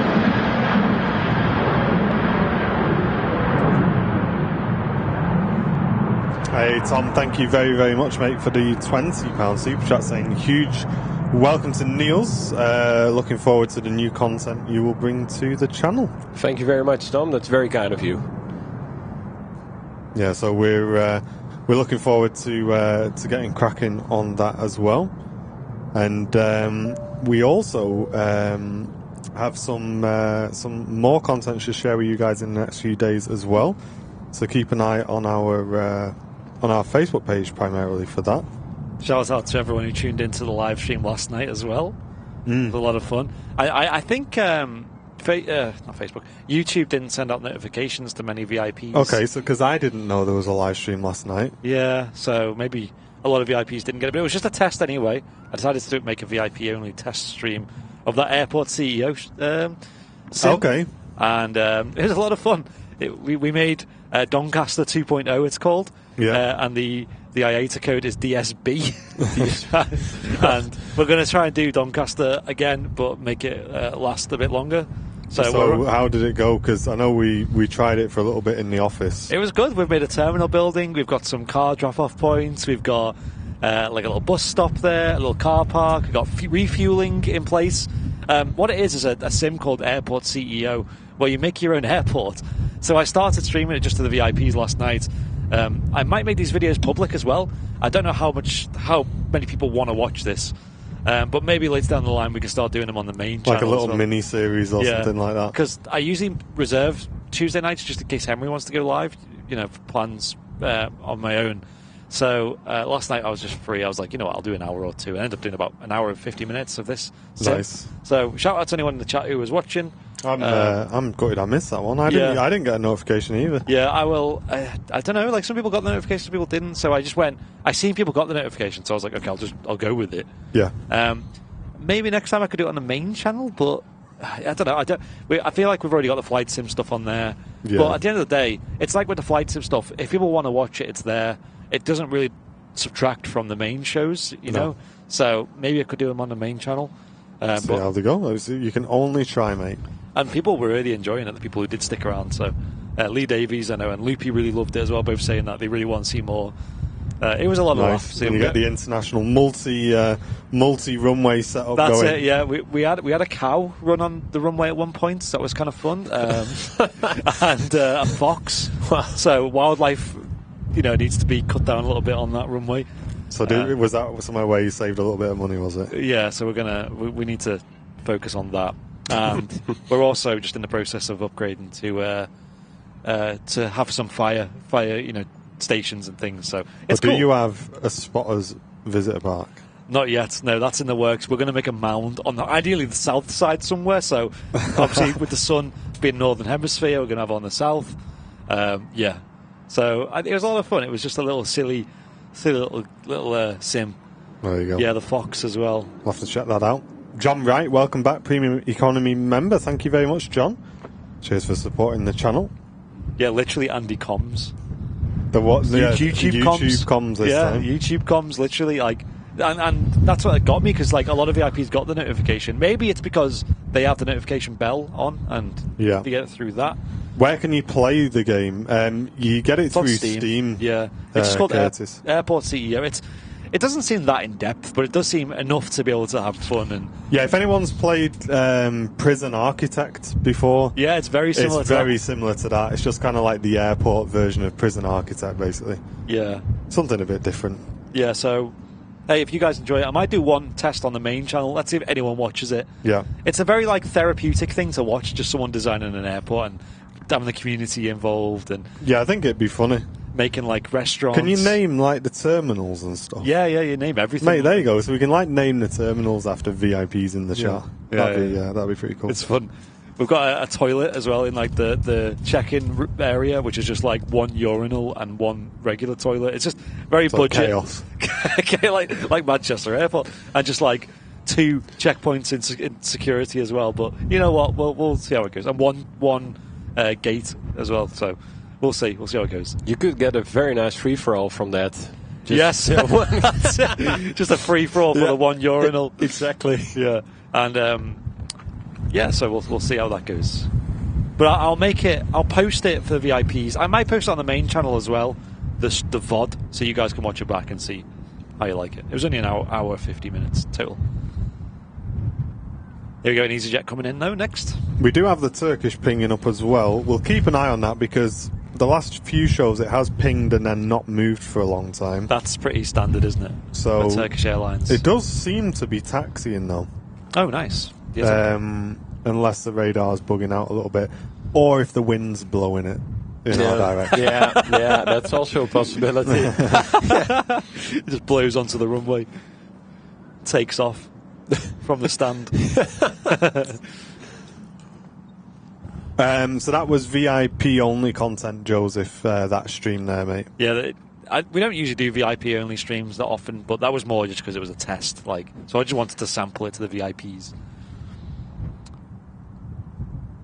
If you do want to become a VIP of the channel, it does help out Airliners Live, helps us cover our costs, help us to make improvements, and also to expand as we are doing into Amsterdam with Niels, to bring you guys more content. That's the aim of the channel, is just to keep bringing you really high quality content from as many places as possible.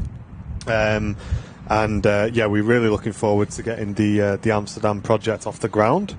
And I guess today's kind of like the official announcement of that. Excuse me.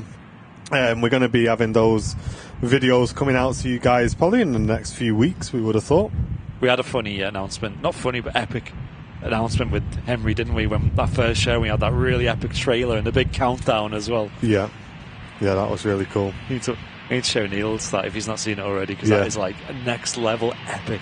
That was such a big day because it was the first expansion we'd ever done on the channel. Right. So before then, we'd always anywhere we wanted to go.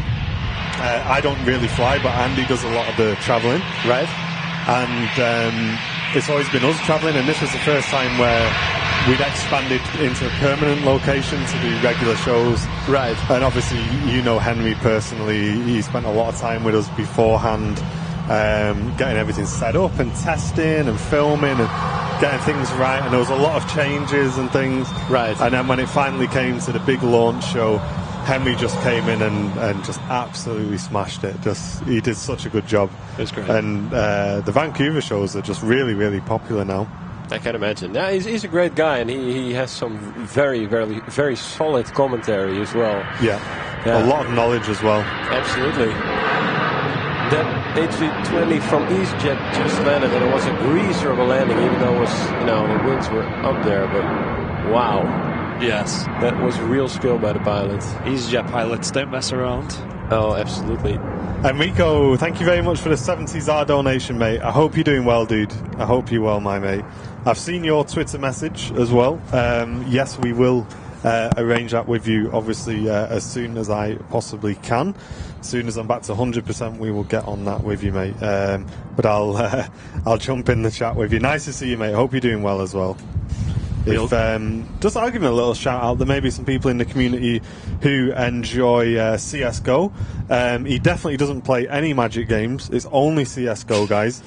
Check out Henrico M on Twitch. We'll put a link in the chat for him. If you do like watching a bit of Counter-Strike, go and support our mate Enrico over on Twitch, guys. There we go. British Airways with a real crab pointing the aircraft to its right. And it's about to land here on 23 right at Manchester after its return from London Heathrow. Wow. The shuttle service. I am recording all these as well, so we might make a little edit of the arrivals. Yeah, 57-minute flight for this one. It's quite a while, that, isn't it? For from Heathrow it is. Yeah, 55 minutes. Yeah, usually about 35. Yeah, but I think major headwind. I think there's a jet stream in the vicinity of the UK right now. So yeah, all right. Wow, we are getting blown about a lot here. It's even on the ground. Feels like I'm on the boat here at some point. Rocking down the river. But that was a solid landing, though. Great landing. Beautiful. Another airline that consistently performs good landings is British Airways. Great pilots. Absolutely. And a great job there. Wow.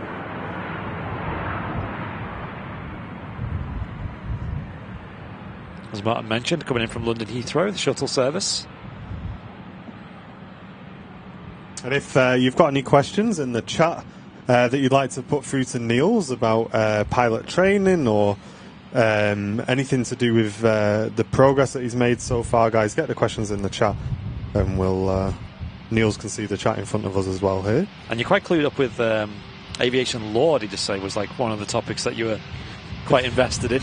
Well, invested, yeah. That was an interesting subject. I'm glad that's passed me, but yeah. Yeah, there's the 13 subjects, I think. Aviation law, so air law, operational procedures, meteorology, of course, airframes and systems, instrumentation, power plant, human performance, communications, and I'm probably missing out on a few, but I don't recall. Oh, general navigation, radio navigation, yeah. Yep. And some other subjects I forgot. Some other laws that are important. Exactly. It's always hard to list all the things you can learn or you can list off from memory. You know, I always struggle with that. Yeah, it's just I passed all the subjects, so I try to I do keep my knowledge up, but it's not like I wake up every morning at 6 and study it every day, because that was a lot of work. It's like in interviews, I always struggle with what do you know, or what have you studied, and it's always like well, I definitely know a lot. Yeah. What do you want to know? So for anyone who's looking to get into even just starting with their PPL, is there anything you need to start that, or can you just approach your local flying school and get cracking? Obviously, you need to pass the medical examination. That's very important. But other than that, anybody that has the will and the motivation to become a private pilot can become a private pilot. Yeah. So that's it. And I saw another question. Oh, from let's see, there was somebody having an aviation exam tomorrow. Here, Ryan Mansell, got my private pilot license, meteorology exam tomorrow. Any advice?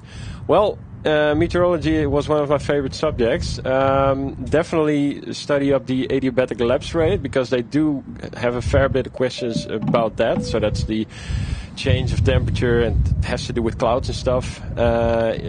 It's rather interesting to read up on it, but I would suggest to look up some videos on YouTube, because it gets explained really, really clearly, and it just helps watching those videos on YouTube. So there's one channel, and that's Embry-Riddle Aeronautical University, VFR. That's on YouTube. I would suggest to take a look at that. They have great videos explaining all the stuff about meteorology and stuff in a nutshell, and it's just really good to get your knowledge up before an exam. Yeah.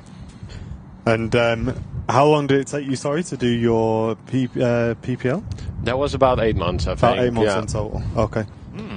And do you find that, I'm not sure if you're aware of the prices in the UK, is it much cheaper where you are, or does it kind of vary? Because I know some people travel abroad to go and do their PPL. Yeah, it was about 18,000 euros, but my first flight school went bust. That's why I did 8 months about it, because otherwise it would take 3 months or something. Yeah. Wow, 3 months. Yeah, you can That's do it quick. You can do it very quickly, but it's cheaper in Eastern Europe, I'd say. Definitely cheaper. Netherlands is also pretty expensive, but hey, close to home and well. And we were chatting to one of the guys at Barton, who was from South Africa, Right. And he had his license from South Africa. Yeah, But he could only fly South African Reg aircraft. Yeah. So obviously now he's in the UK. now he cannot fly Now here. he cannot fly, No, That's bizarre. which is so strange, isn't it? I guess it's because of the local laws and things like that. Yeah. So is it a big process to transition to another country's your license to another country, or? To Europe it is, because they're quite strict. EASA has a lot of rules. But to other countries like the FAA, for example, in the US, you can get a US license or a certificate, it's called there, pretty quickly, because they're a bit more fair game to pilots. Because we know already, of course, how to fly. It's just the regulations are a bit different there, and obviously same for UK. I don't think it takes too long here, but if you want to take a license conversion to Europe, then it takes a very long time. Very long time. So you could find a plane that you could very well fly, because the reg is a different country. You're not allowed. You're not allowed to fly it. That's Strange. correct. Yeah. That is so strange. But if there was a Reg aircraft in the UK that was registered there, you could still fly. Yeah, so if there, for example, Papa Hotels, the Dutch registration, so if there's an aircraft on this airport that has that registration, it's a Cessna 172, I've been checked out on it, I can fly it, yeah. Well, there So we that's go. the thing, right? Because I would have imagined that limitation is to force you to follow the air laws of the country and be aware of that. Right. But it seems to be more linked to the aircraft. Yeah. But it's not really any variation much in the aircraft at all, would there be any? Well, in the general aviation, not. But of course, we have also a bit more complex aircraft, so you do need a bit more training for that. Yep. Yeah, it depends. It depends. The smaller the Pipers, the Cessnas, they all look alike. So you can have like maybe 1 day training, and then you can transition from one to the other. But Yeah. if you go to turboprop, a single-engine turboprop aircraft, for example, it's a different story, because you need. It's a turbine engine. You need extra training. Yeah, it all depends on what type of aircraft you're going to fly. Brian Lynn, thank you very much. A brand new VIP to the channel. Thank you very much for signing up to support us. We had a question saying, would you suggest doing it later in life at 35 plus? Well, you could still do it. I mean, it's never. We at our flight school we have some people that are past the age of 30, which are still on their way to become airline pilots. It is because I have a friend who is also a bit older. He had a bit more of a struggle with the theory because obviously it's been a long time since he studied for the last time, like in school. So it was harder to get into that, but definitely not a problem if you could still do it. I mean, as long as you're healthy and you have the motivation to do it, and you could go for it. Yeah. And Tina says, do you have to save a lot of money up front to start your training? As my grandson would love to be a pilot. He's only 13. It's always good to save up a bit of money because obviously, we fly on avgas, and that's not the most cheap stuff. It's aviation gasoline. Current price in Europe, and this is in euro on our airports, €4 per liter of avgas. So that equates about, what is it? €14 per gallon or something. I don't know. It's pretty expensive stuff.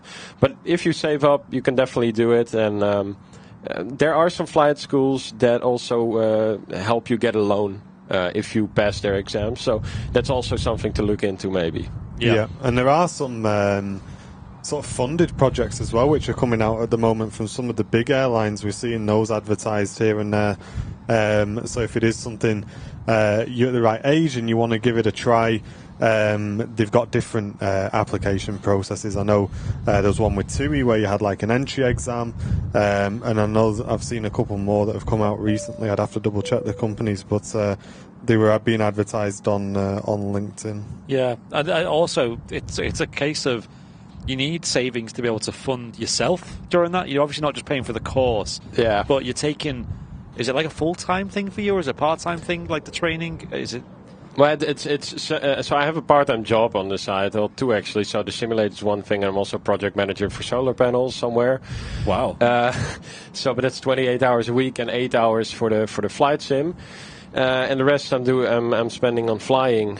So yeah, it's part-time, but like my side gigs are definitely part-time because I'm really focusing on just getting finished with the flight training, and the jobs help me keep it.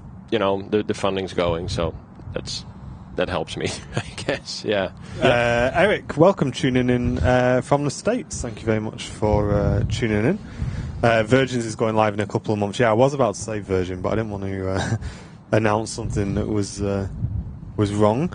Frazen Young 75, thank you very much for the 4 months of support on Twitch. Thank you very much, dude. And we got the Turkish Airlines A380 just lining up on the runway for its departure. Tom asking, how easy is it to become a commercial pilot when you've got your PPL? Well, obviously, going for the commercial pilot license is a bit more strict than a private pilot license, but it's more in the fact that you need to really manage the flight like you would on an actual commercial flight. So you also have I think that the maximum amount of feet you can differ from your planned altitude is about 50 feet, and course I think 5 degrees or maybe less. So it's definitely a bit more strict on navigation things and also on the decision making. But if you did your PPL and you did it well, you can also go for your CPL, and it shouldn't be too much of a problem if you have the experience for it. Here we go, Turkish Airlines on the roll. Let's enjoy this departure.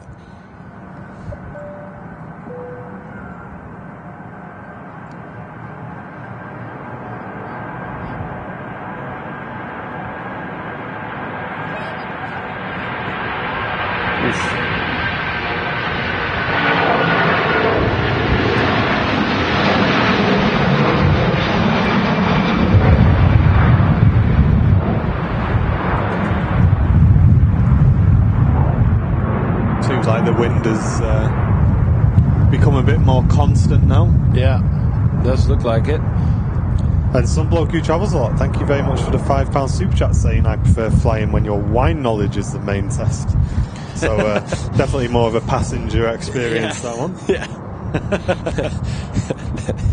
That's a good one. Does like to travel in style, doesn't he? Absolutely. So have you got you travel a lot? Have you got like a favourite airline that you like to fly with? I assume you're quite happy with KLM, but yeah, no, I do prefer KLM, obviously, but it's Dutch pride. But I do also like TAP Portugal. I've flown with them. I've heard very bad reviews about them, but I really cannot imagine because they're quite good in my opinion. Yeah. Mm. And they're quite cheap as well, relatively as well. They're not too expensive. Exactly, and the service so far, I've had only good service on board. So I really like TAP Portugal as well, and Transavia, which is a Dutch low-cost carrier. I like them as well. Yeah. EasyJet is also a great airline. Have yet to try Ryanair, but who knows? Maybe soon. Yeah, Ryanair, I mean, obviously they're probably the lowest of the low when it comes to budget travel. Oh, yeah. I've personally never had a bad experience with them. I mean, the seats are just not comfy at all. Anything over 2 hours and you will get a bit of a numb bottom. Yeah. But, I mean, it is what it is. Like, it's all paid extras. Maybe it's the same with Transavia where they'll just make you pay for as much as possible. So, obviously the seat allocation, but also, like, the bags that you take on and the priority boarding and you've got to watch out because the bag's got to be a specific size. Same with most airlines, but they kind of take it a step further with the charging you for extras. Exactly. Yeah, it's their business model. It's an interesting business model. It makes them a lot of money. Obviously, passenger-wise, the customer experience is a bit different than going mainline, but it is it's very efficient flying. So looking forward to take one of their flights to Dublin maybe this year. And I saw a question, Terry Edwards, Niels, do you need to get a certain amount of hours on your PPL before going for CPL? Yes, You need obviously. I did my PPL in 45 hours, which is the minimum, or around 45 hours, 45 and a half, something around that. I did it, and you need, in order to get your CPL, you need to get 100 hours of hour building. So that's basically flying on yourself with your PPL, building the hours to get experience to go for that CPL. So 100 hours in Europe, at least in the Netherlands. That's the demand they have to get your CPL. And with regards to people who may just want to do the PPL, and that's it, stop there. Is there any work opportunities for people who just hold a PPL? No, you're not allowed to make any revenue flights with PPL. That's the thing. You can. There are some para centers where you are able to drop parachutists with a PPL. Those are mostly flying clubs, or maybe towing gliders. That's perhaps also a possibility in some flying clubs. I don't know how it's in the UK, but in some place you can do that as well. Wow, Yeah. I didn't know that. So if you wanted to do like light aircraft commercial flights for some like maybe just chartering or whatever, hiring out, or like some experience flights, what would you have to do for that then? Well, there you definitely have your CPL. You need it, and so that's the 100 hours of experience. And it's also recommended to get a night VFR rating. I think it's even mandatory nowadays, so I also got that.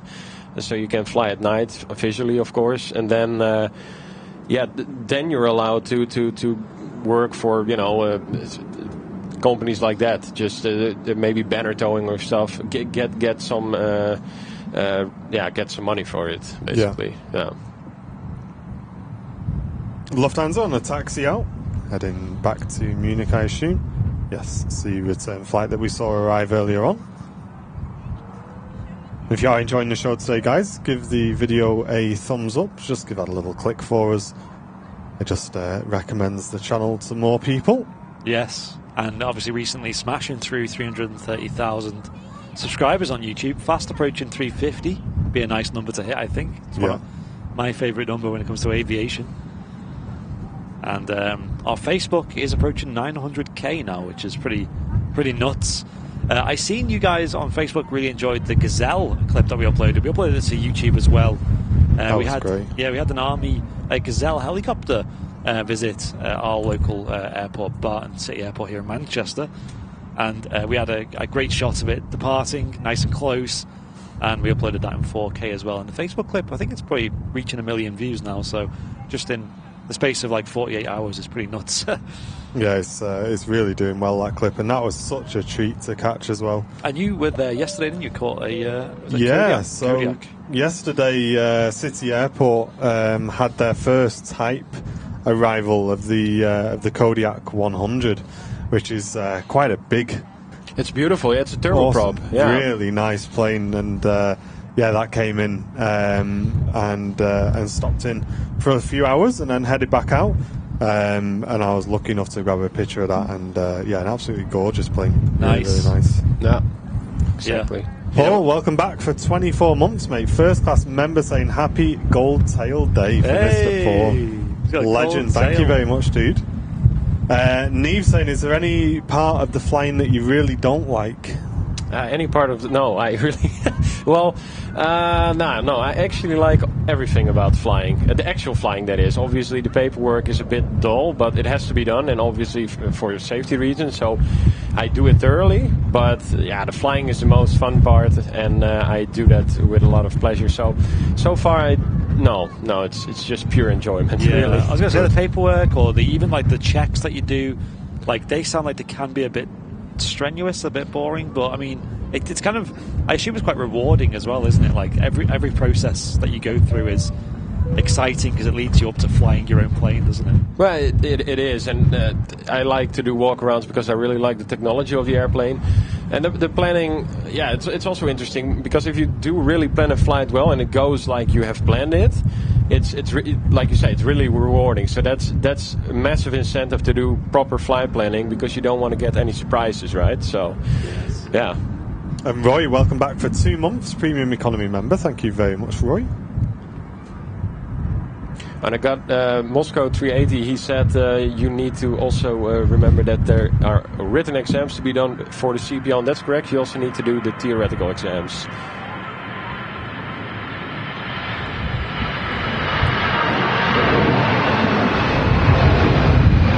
And question in the chat coming through saying, what does Niels think to KLM choosing the A320 Neos for KLM and Transavia? I think it's a very good idea because Airbus is a very capable platform.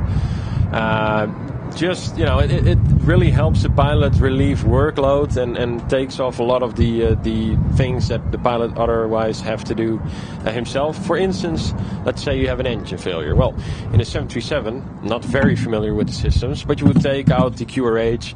Most of the time it's on an iPad nowadays. But on the Airbus, you have the eCam page, the electronic centralized aircraft monitoring, and it just pops up a checklist for the procedures to follow. And you work it off. Basically, that mostly helps you to correct the problem, or at least mitigate the situation.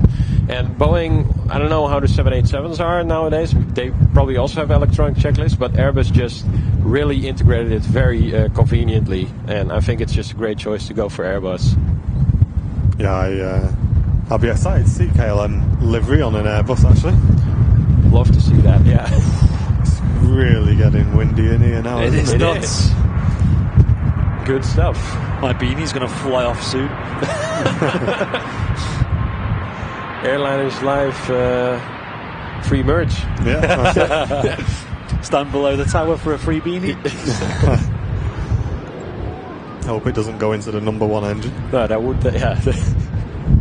Ryanair did a fantastic job getting it down, and that was the craziest landing we've had today. And they also have very, very capable pilots, Ryanair.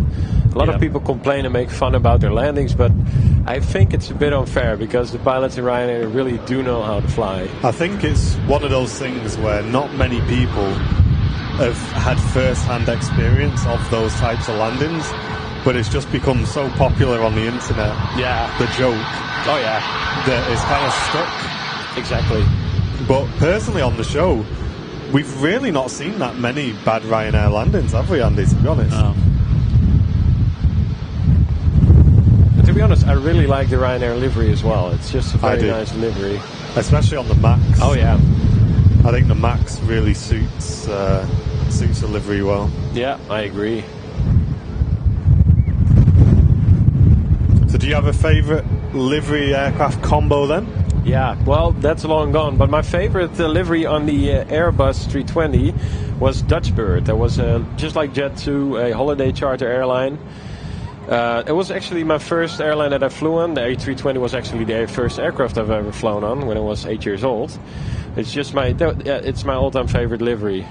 It's just, with the Dutch flag, and I don't know, it's really, really nice. I miss those airplanes on Schiphol. That's fun. Exactly.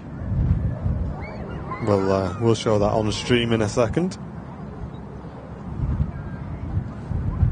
Oof. Definitely getting blown around a bit. Yeah.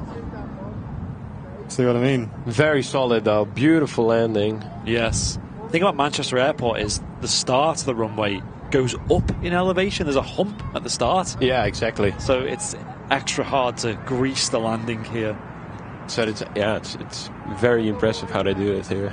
And this image courtesy of airhistory.net. There it is. That was the livery that Niels was just talking about there. Again, that image from airhistory.net.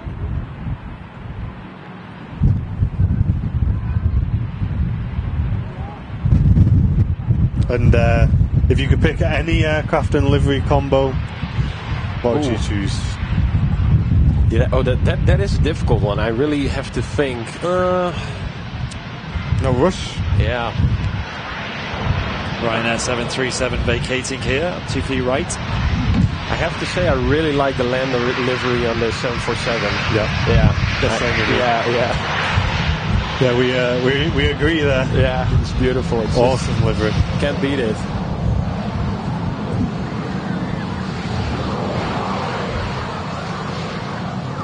One airline we don't get at Manchester that I absolutely love the livery of is Vietnam Airlines. Oh yeah. I don't know if you get them. You must get them at Schiphol. Yeah, we do. I think. Yeah, them in particular on the Dreamliner is a really, really, really good combo.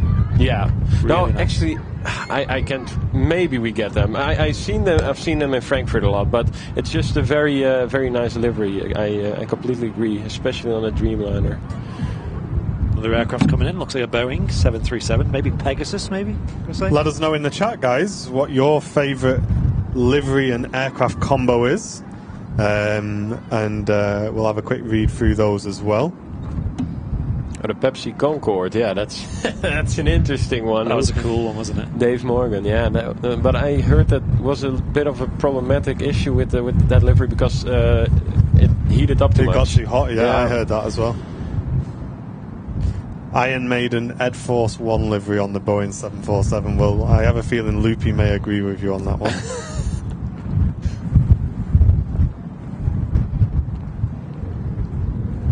This is insane winds here today. Wow. Yeah, Pegasus 737-800. Handling it like a champ. A350 from Air France. Egypt Air 777. Ooh. Boac VC10.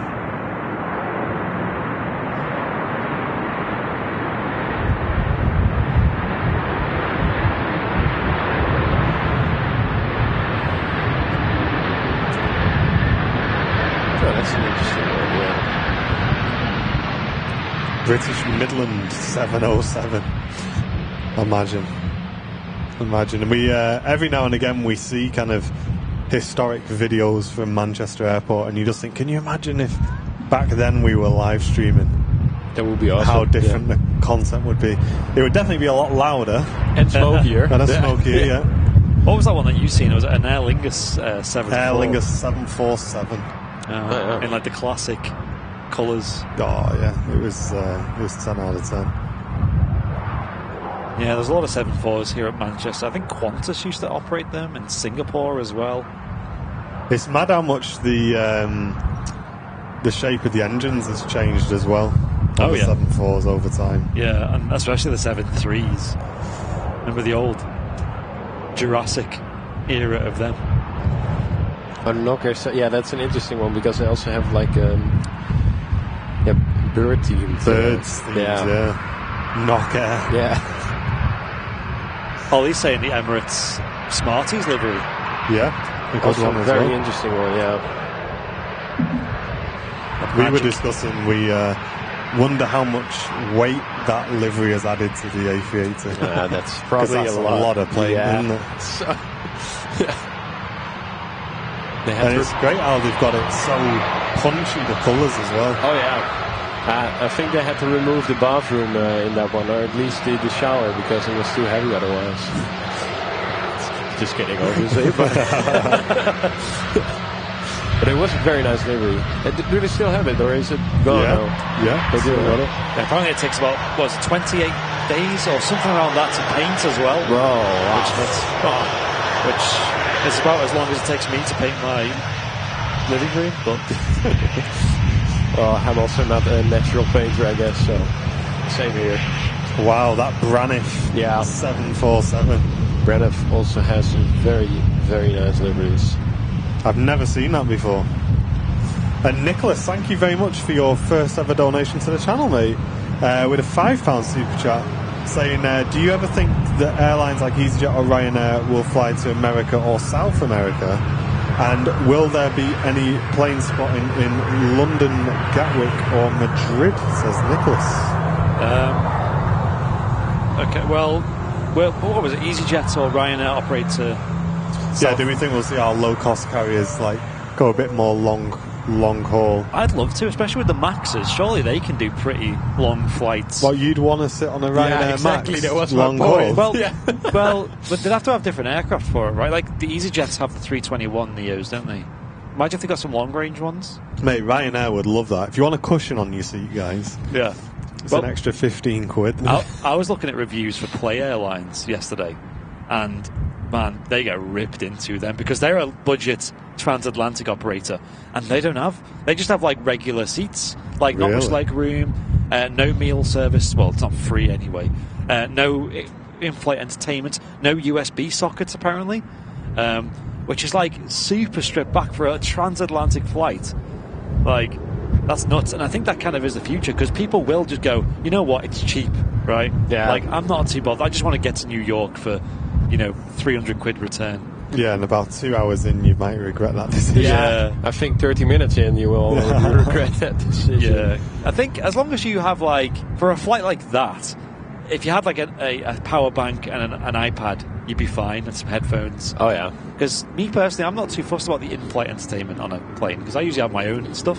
What's the rules on a plane with packing up, like, say, I don't know, a cushion in your bag or a blow-up cushion in your bag or something like People that? carry them on the neck, don't they? Yeah, they do. You have them on your neck, that's fine, but are you allowed to sit on something of your own? Maybe, like, you have to remove it for takeoff and landing, but if you just pack a cushion in your bag... Stuff it in your pants. I think that might not be... If you don't use it for takeoff and landing and taxi, I think it's no problem. Yeah. Not Someone 100% should do but- some like underwear that's like really thick and padded, Padded underwear. Because that'd be good for Ryanair. That because honestly, like them seats, There we go. Airliners Live Ryanair padded underwear. protective underwear for Ryanair flights. Yeah, that's Coming soon to a merch store. inflatable underwear. Yeah. Halfway through, it's like there's a straw getting into your undies. The undies are deflating. So, Or you sit down a bit too hard and you pop them and scare the old lot of them. but yeah, even flying to Lisbon for me on Ryanair, my bottom was pretty numb. So God, imagine going. I mean, I've done Canaries and stuff, and even that's just too much. Yeah. Qatar Triple, next to land. Another heavy arrival on the channel. Welcome to the midweek show, guys. Hope you're enjoying it. Yes. Thank you very much for tuning in today. Crazy gusts at Manchester today. It goes from like now quite calm to just mental. So let's see if this Qatar can land. Definitely got a bit of a crab on. Yeah.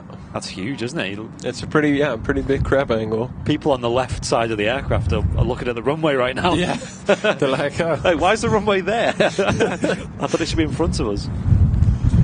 There it is. There it is. There's a wind. It's mad when you feel the wind here and you wonder, are you going to see it down there or is it going to be completely different down there? Yeah. There it goes. Oh, wow. There it goes. It caught it. Oh, my goodness. This is nuts.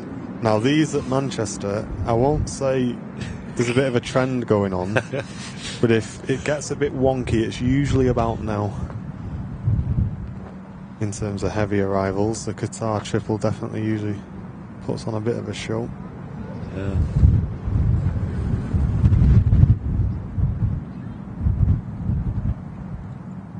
There we go. I think he just avoided that But big, not today, it seems. that big gust. And get the nose down nice and smooth. Nicely done. From the Qatar Triple. Wow. So if you were to look at long-haul flying, what aircraft would you be interested in flying? 747. Yeah. Yeah. Well, a friend. Realistically? Yeah, no, I'd love to fly for a cargo airline that still operates them. A friend of mine is first officer on one of those. And, Nice. Yeah, I'd love to do that. But if I would stick to passengers, I'd say a A350, I guess. Yeah. Or A380, but yeah, then I have to move to the Middle East probably. Yeah. Bit warmer over there. Yeah, a bit warmer, that's true. But that's not a problem for me. And wow, we're treated today. The 777 off in front of us, guys. Wow. A beautiful head-on shot of this in 4K. We'll get these engines in the shot as well so you can see. Enjoy this, guys.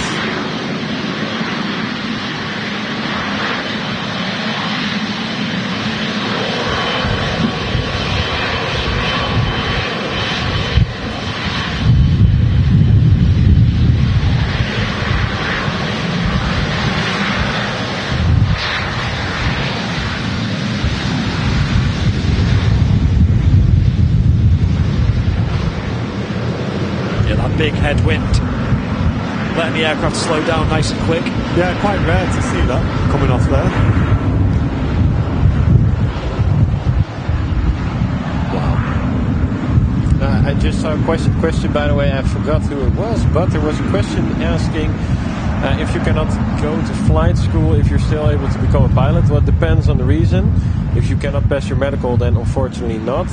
However, if you still want to become a pilot, sometimes you can get a medical for a light aircraft pilot license or a microlight pilot license.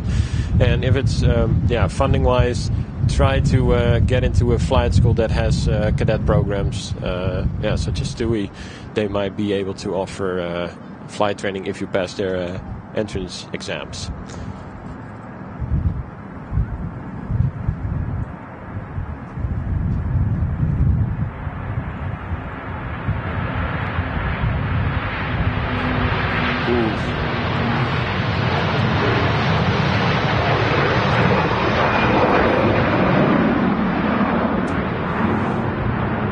Another flight out to Bridgetown. Quite a popular destination, that, for Manchester.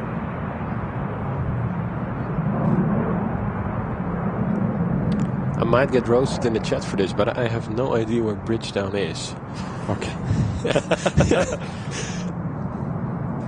Near Jamaica, isn't it? Barbados. Oh, Barbados. There you go. Yeah, again, probably a little bit warmer than here. Yeah, probably. The Canaries and the Balearics. Normally the Canaries this time of year are very well connected to Manchester. Loads of flights to the likes of Lanzarote, Tenerife, Gran Canaria, Fuerteventura. Right. It's a very popular destination, especially with like Jet2 and TUI. It's definitely the Canaries are just beautiful destinations, and yeah, like you say, it's nice and hot there. So yeah. Have you been before? Or?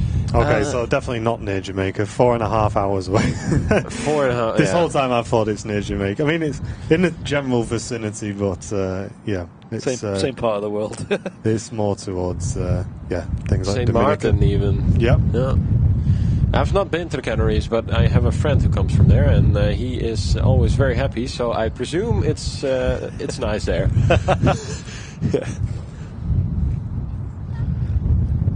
Lee Bracewell, good afternoon. Welcome to the stream, dude. We do occasionally do live shows from Lanzarote. We've got one planned for 2 months' time. It's a nice little airport that gets pretty busy, and really good views as well of the aviation action. Oh yeah, really good views. Nigel saying Bridgetown is a popular starting point for Caribbean cruises, so that makes sense, Nigel. Yeah. Oh yeah, that would make sense. Yeah. I've seen those cruises advertised; they look pretty spectacular. Yeah, Virgin obviously offering their own cruises. Wes Westbrook, yes or no, Condor Stripes? Condor Stripes. I think it's a very interesting livery because it's awful, but it yes, but it does draw the attention. So I guess that was what they were going for. You've passed the test. Yeah. Yeah, they are pretty. I don't know. They are eye-catching. Yeah, I guess they are eye-catching, but in the wrong way. Yeah, they are distinct. Yeah. We kind of think if you're going to have stripes on an aircraft, they need to be going the other way. Yeah. But I guess it gets a lot of attention, like you said. So. And Deborah says, "I'm off to work 30 minutes late, but I had to watch the Barbados flights depart." I mean, if your boss will let you give you that excuse, Deborah, I might think of a better one before you get to work. Unless you are the boss, of course. Thank you very much for sticking with us though and tuning in today. Really appreciate it. I can hear an aircraft's engines, so something might be taxiing out. And Foxy on Twitch is saying, "My dad's obsessed with Lanzarote. It's lovely there. It's a good vibe. It's great weather as well." Matt Smith asks, pineapple on pizza, yes or no? What do you guys think? Hey mate, I'm not giving you any clues. We've answered this. Let me put the studio cam on. If you want to get nice and close to the camera, feel free. I'm a bit of a traditionalist when it comes to pizza. I lived close to the Italian border for a while, so I ate a lot of Italian pizza, like the good stuff. Nice. And I do not prefer to have fruit on pizza. Yes, my guy. You can come back again. In Sweden, it's worse though. They drink milk with their pizza, and they put bananas on their pizza. So it can always be. Yeah, I know. Well, on like a tomato base, or has it got something else like tomato? Yeah, tomato paste as well, cheese and bananas. Apparently, I don't know why, but it's just that's even worse. That takes it to a new level. That is a different level of pizza, isn't it? Yeah. Mrs. Airline is like, no. Yes, my partner, she doesn't mind a Hawaiian pizza. Oh. Definitely not for me. Okay. No, same here. Definitely not. Well, if she buys one, at least you're not going to steal it then. Exactly. Yeah, that's it. Maybe that's why she picks that one. Because the last time she ordered in from Domino's, I ended up having half of hers because she went for the chicken one. Yeah. Oh, Domino's, for me, it was always the Veggie Supreme. That's really good. I used to Veggie love. Supreme? Yeah. They do like a chicken one with like onions, sweet corn. Oh, yeah, that's a good one. But I keep saying, mate, the best pizza I've not ever had, but one of the best pizzas for like regular was if you go to Asda's and you make your own. Honestly, I'm telling you now, guys, they make it for you in front of you. You want steak, chicken, pepperoni, sweet corn, red onion, and chili oil. I like how you got it memorised. Listen, I know that pizza off by heart. Trust me. Head to Asda's, say Airliners Live sent you. Have a go. Sponsored by Asda. Yeah, have a go. 10% off for Airliners Live. It's got to be thin crust as well, guys. Don't be messing around with all that stuffed crust. Use our discount code. Yeah. Don't forget the chili oil. Yeah. It's important. I might try that. Did it have cheese on it, you said? Well, yeah. Oh, there's no, like, I mean, nasty cheese, is it there? was back in the day when I was allowed to eat cheese. Oh, okay. We can still have it, but it just means you've got to make plans around it. Yeah. You know, it's too bad we don't have Asda in the Netherlands, and we also don't have Greg's in the Netherlands, and I love Greg's. So you do love the Greg's? Yeah. Okay, good. Yeah, we're becoming better friends by the minute. Yeah, Neil. We'll have to stop on the way back. Yeah, we'll get you a Greg's. There's one down the road from our office. Oh, that's awesome. Yeah. There's also an Aldi, but it's quite dangerously placed, actually. It's just close enough to be a regular occurrence. Yeah, there you go. Yeah. If it was like a minute more away, then it would have been. Yeah. So, are you a fan of Greg's breakfast? Because that's my go-to, the sausage and bacon. Yeah, I love exactly. I do like that, but also, of course, their sausage rolls are just they're good. Sausage rolls are great. Yeah. But yeah, I'm all about the breakfast. I think for a cheap sausage and bacon sandwich, you can't beat Greg's. No, it's like £2. Oh yeah, and really cheap.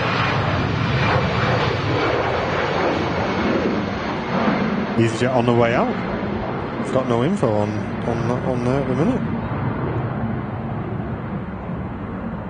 There it is, heading out to Pisa. A319. I heard us talking about pizzas and went off to Italy. Yeah.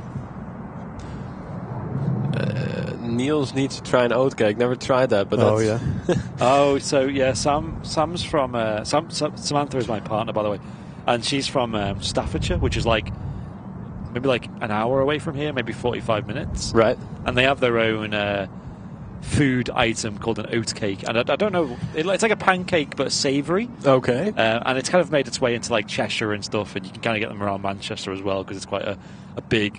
Yeah, so they're like breakfast. Oh, that's interesting. They're nice. It's kind of like a pancake, but thicker and not. And you fry not it as well, like you. So you fry it a little bit, in a little bit of oil, and then put it in the oven, just crisp the edges up a little bit, keep it soft in the middle, and then put a couple of fried eggs on top of it. Oh, that sounds lovely. Or people do different things, put cheese on, but my mum always used to make fried eggs and oatcake. So did my nan as well. It's quite. You can get them in Sainsbury's. And you can get them off like any good market stalls and stuff like that. So yeah, that's what they are. They don't look that great in these pictures, I'll be honest. They're not really that good. Oh, there we go. No, that's the pack. That's how it looks. And well, if people will ask me to start eating Vegemite, or no, it's Marmite here in the UK, I won't do it. I've eaten it before. We have it in the Netherlands, and I don't like it. Okay, guys, I'm sorry. I mean, it's not that popular over here, to be honest, either. Luckily. Yeah. I was going to say, a fun fact, actually, that just reminded me about, like, you also have margarine over there, quite popular, isn't it? Like, quite widely used. Oh, yeah. It sure is. here's something for you. What am I missing? Why is it so much more popular than? Well, I don't know. Instead of butter, or? Well, I think they use it as butter as well, right? For like bread and things as well. In the toast factories, I'm sure. Yeah. Yeah. So why is margarine so much more popular over there? What are you using it for? Because people think it has health benefits over just normal butter, and I think I don't know. I'm not a food expert, but I prefer normal butter because you're a toast expert, but not a butter expert. No, exactly, toast expert and McDonald's expert as well. I'd like to call myself a connoisseur of McDonald's, but no idea. I think people think it has health benefits, but my ex-girlfriend, she knows a bit about food, more than I do.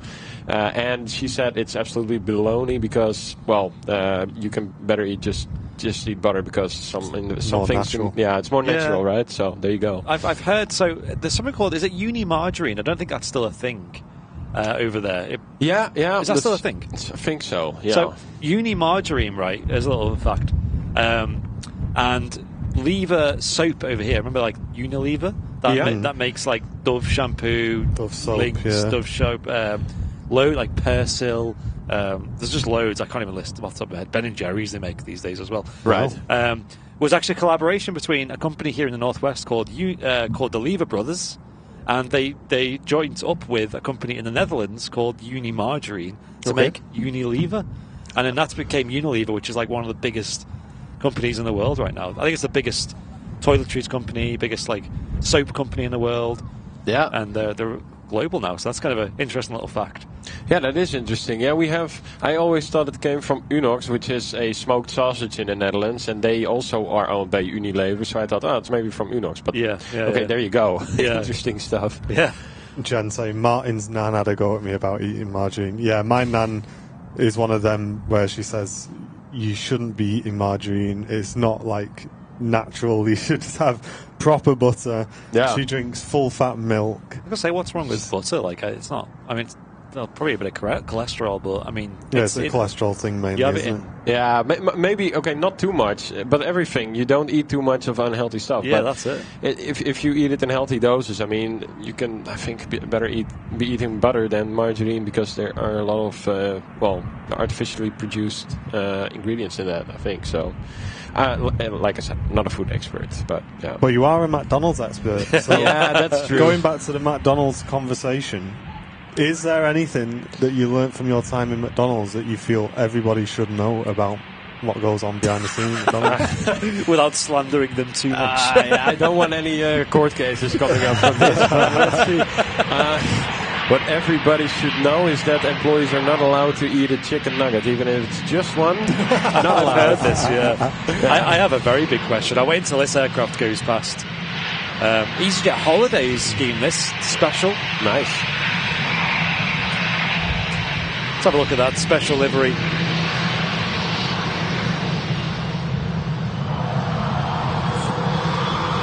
This is Airliners Live there in the pool. I didn't know EasyJet had a holidays division until I seen this livery. Yeah. And then I had a look and it's not too bad. So that's while you're cooking, sorry Andy, that's why whilst you're cooking you can't just chuck an extra one in the fryer for yourself. No, well people do it.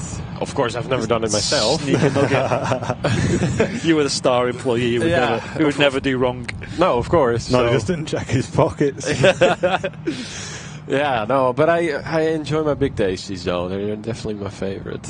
You're just really good at running the drive-through, just sequencing the cars in and turn left now, heading 180, clear approach. Yeah, exactly. Yeah. But the question I had was, why is the ice cream machine always off? Yeah, that's a good question. Maybe because I think I know the answer to it. Well, maybe because I've heard some theories, but I have no idea. Our ice cream machine is always working. Can I tell you what the working, theory is that I've heard? Go on. And okay. You can tell me if you think there's any element of truth to this. Okay. It's because it's really hard to clean, and they can't be bothered to clean it, so they just tell you it's not working. I do think it's a rather large petri dish. I do think that's true, but yeah, there might be some truth in that. Yeah. Because there's certain McDonald's around here that never have ice cream. Yeah, they never do. Never. Oh, wow. Maybe it's a British thing. Yeah. I've heard Americans say it as well, so maybe different equipment. To be honest, I've never had it in our McDonald's, really. So that's rather interesting. Maybe, okay, we're of course a very big dairy producing country. We like our Gouda cheese. Yeah. Maybe we just clean the machines a lot. I don't know. Yeah, it might be different equipment used, I assume. Could be. The theory I heard was they didn't make a lot of money on the ice cream, so they just switched it off. So that when you got to the window, you felt awkward and you had to order something else that was more profitable. All right. So you had to order a burger just because you didn't want to just walk away with nothing. But that's an interesting one. In the Netherlands, they found a very ingenious solution to that. They just make the portions smaller. Yes. We have now just... It's insane. So you have, of course, the King Fusion, which you get a lot. And then you come to McDonald's and you get, like, just... They flip open the switch for, like, a nanosecond and that's it. There you go. Here's your M&M McFlurry. But that's just the Netherlands, I guess. That's why they call going Dutch. That's a Dutch thing, apparently. We do like to save money, and the companies as well. So right. There you go. Going Dutch. Going Dutch. Yeah. Norwegian with the plane kind of back to it, like nothing on the tail. Oh yeah. Usually they have like a famous person on the tail there. And Norwegian is also a really nice airline. I flew on them from Stockholm to Amsterdam. Just good service. Nice. For a good price as well. I mean, they're also low cost, right? So yeah. Where's this one from? This is Oslo. Oh, I see. Yeah. Yeah, I've been tempted to fly over that part of the world. I've never actually been to Scandinavia. Oh. But I'd love to go for some spotting, but these days there's nothing like massively exciting because since Scandinavian got rid of their sort of, was it A340s they had, I think, at a time? Yeah, they did, yeah. A340 300s. I would have loved to have seen them. Yeah. Yeah, but they're also in financial troubles at the moment, so I don't know. I've heard, Yeah. But with A340s, though, I believe Lufthansa have theirs back up in the air anyway, like the 300 and the longer 600 series now as well. Right. I'd love to see one of them. We used to get them occasionally here at Manchester. I think in more recent history, like the last couple of years, you'd see them with like charter airlines, A340s. Wait, where was this? Here at Manchester. In Manchester? Yeah, we get quite a lot of charter airlines, and they're usually football related, because obviously we've got the two big Premier League teams here in Manchester. Right. But surrounding as well, we've got other sports teams and other Premier League teams. And they do tend to use Manchester Airport for the long flights. For example, was it last year we had the Atlas 747-400? Oh, wow. And Singapore Airlines A380s. Yeah, that was awesome. Doing charter flights from Manchester, which was nuts. And very quickly, Australis TV, thank you very much for the raid of 15 viewers on Twitch. Have a little bing bong for you. You had a great stream, guys. Thank you very much for tuning into the channel today. Thank you. And more recently, we had the Qatar Emirates flight, 747. Yeah, have you seen that before? The Emirates, yes, I've seen it. It's beautiful. Yeah, it really is. Nice. Yes, we've seen that. We were actually really close to it as well. Yeah, we were over on the south side. It departed off the south runway there. And there's a really good viewing mound just at the end of that runway where you can get a really nice view of the departures. So we managed to grab some nice pictures of that. Yeah, you'll have to experience that before you go somehow. The problem is, though, they don't open runway 2 till, is it 4 or half 4? So obviously it's getting quite dark then anyway. Yeah. Yeah. So you'd have to go in the morning ideally. But you can get super close-up shots over there of runway 2. But for the most of the day, it's only runway 1 open, so the RVP's the solution. Yeah. And shout out there in the chat for Australis as well. Make sure you follow the channel and get yourselves involved in the chat, guys. Very warm welcome to the community if it's your first time tuning in. We're live from Manchester Airport, bringing you all of the aviation action today. For another hour or so. My name's Martin. We got a guest with us today, Niels, who's training to be a pilot, and he's also going to be doing some filming for us at Amsterdam coming up. And upstairs we have Andy on the camera.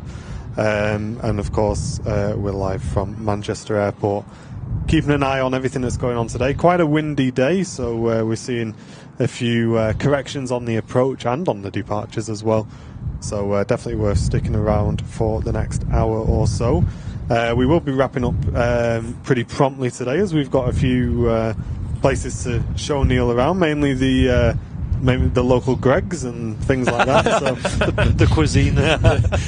So fine dining of the UK. So we'll be wrapping the show up about 1:30 today, guys. Nice. Yeah, so speaking of the Netherlands and Amsterdam, the next aircraft to arrive, turning on to our final approach now, is a 737 with KLM. And this wind is kind of crazy, so it is. This is going to be a eventful landing. And there it is. We're going to see it making the left-hand turn on the way in. I'll zoom in on the actual airside windsock as well, so you can have a look at that. I mean, it's just pretty much saying it's windy, guys. Yeah. That's all you need to know. And Owen, thank you very much for the $8.99 super chat, mate, saying have some RVP chips on me. Thank you very much, Owen. Appreciate it, mate. Bunch of police going into the cafe there. I'm surprised their hats didn't fly off in that. I know. Glued to their heads. Thank you very much, dude. Yeah, it's pretty windy today here. It doesn't sound that windy on the mic because it's very gusty. And also, we're a little bit sheltered here from the wind because it's coming from our backs. So, my dad says, have you given Niels some merch? Does he like beluga mugs? Oh, God.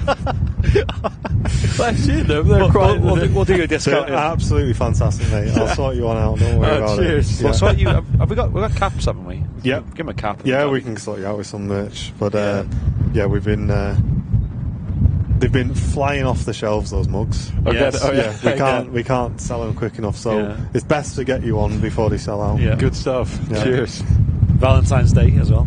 They're like a Valentine's Day mug. Oh yeah. So you know. I didn't get my girlfriend anything yet. So There you go. There you go. Hey. Look after you, don't we? Yeah, there we go.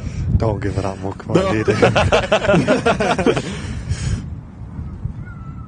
Yeah, be one of the lucky people to get one of the last ones. I guess limited edition because we're not going to get any more. So I think there's only like 5 or 6 left. So Eric in the chat as well saying you guys should do a Manchester stream on VATSIM, plane spotting stream. I've considered that, you know, like when the new traffic thing comes out. Who's making that? Is it coming out? Just Flight doing it, John? I can't remember. There's a new traffic plugin coming out which is supposed to be really good. Maybe I'll have to do it on there. Can you do it with like AI traffic as well? Is that what it is? Yeah, you can do it with AI traffic, but I would like to. I'm more thinking of using those models for the actual VATSIM traffic. So maybe next time there's a Manchester VATSIM event on, we may try and set up a little collaboration stream. I think that'd be really fun. That would be cool. Imagine if you did it and you turned the wind right up as well, so you're watching them all coming in. But it's usually like real world weather, isn't it? So yeah, that'd be great, though. Samantha says, I have a feeling I know what I'm going to get on Valentine's Day. Well, you and Mrs. Airliner's live. Yeah. Very lucky ladies. Yeah. Of our leftover cast off. No. I was just kidding. Obviously, I'm going to take her to a nice hotel or something. I don't know. We'll see. Yeah. Who knows? Present her with the mug at the nice hotel. Yeah. So it's less of an impact then. Yeah. Just leave it by the bedside. Like, just you can have that if you want. Yeah. Sounds like a good idea. Don't wrap it up or anything because get the hopes up. Right, we're just waiting for the arrival of this KLM. If you've got any questions for Niels, get them in the chat. Niels is training to be a pilot at the moment, and he's also going to be getting some content for us on Amsterdam. So I guess we could talk about the Amsterdam project a bit. So we met Niels through Henry. Henry actually reached out to us and said, guys, I don't know if you've ever thought of filming at Amsterdam, but I've got a friend over there who would definitely be interested. He'd definitely do a good job. And it kind of went from there, really. Introduced us to Niels, and we kind of got talking, working out how the project would work. And the original plan was for Andy to fly over to you, and we were waiting for the departures, right, weren't we? On Polderbarn. On Polderbarn. Yeah. But it's just been arrivals solid, hasn't it? Pretty much. And whenever they were on departures, was always days we were busy. So I remember they were on departures a lot over Christmas. So, but obviously we had a Christmas break, so it was just like it never came around to it. And we had a lot of other things to get on with as well. Like obviously the run up to Christmas got really busy because of merch. and also like our Christmas break, so we had to get a lot of content to create a backlog. And then the new year happened, and then we resumed, and it's been quite busy. So now we're finally stabilised a little bit, and we can get back to focusing on building the projects, getting them going. My dad's saying when you do present it with the mug, duck afterwards. Love it. That's a good idea. There you go. Thanks for the advice. And Gravy Overload, thank you very much for the £1 super chat, mate. Really do appreciate it. But yeah, so we're going to be sorting Niels out with a camera that we have here at Airlines Live HQ, and a setup. We're going to be aiming to film some really nice 4K content from Amsterdam. That's the main aim of the project, I guess. So that means more content for you guys on the YouTube channel. It's of course going to be completely free of charge. We're not going to be putting these videos behind a paywall.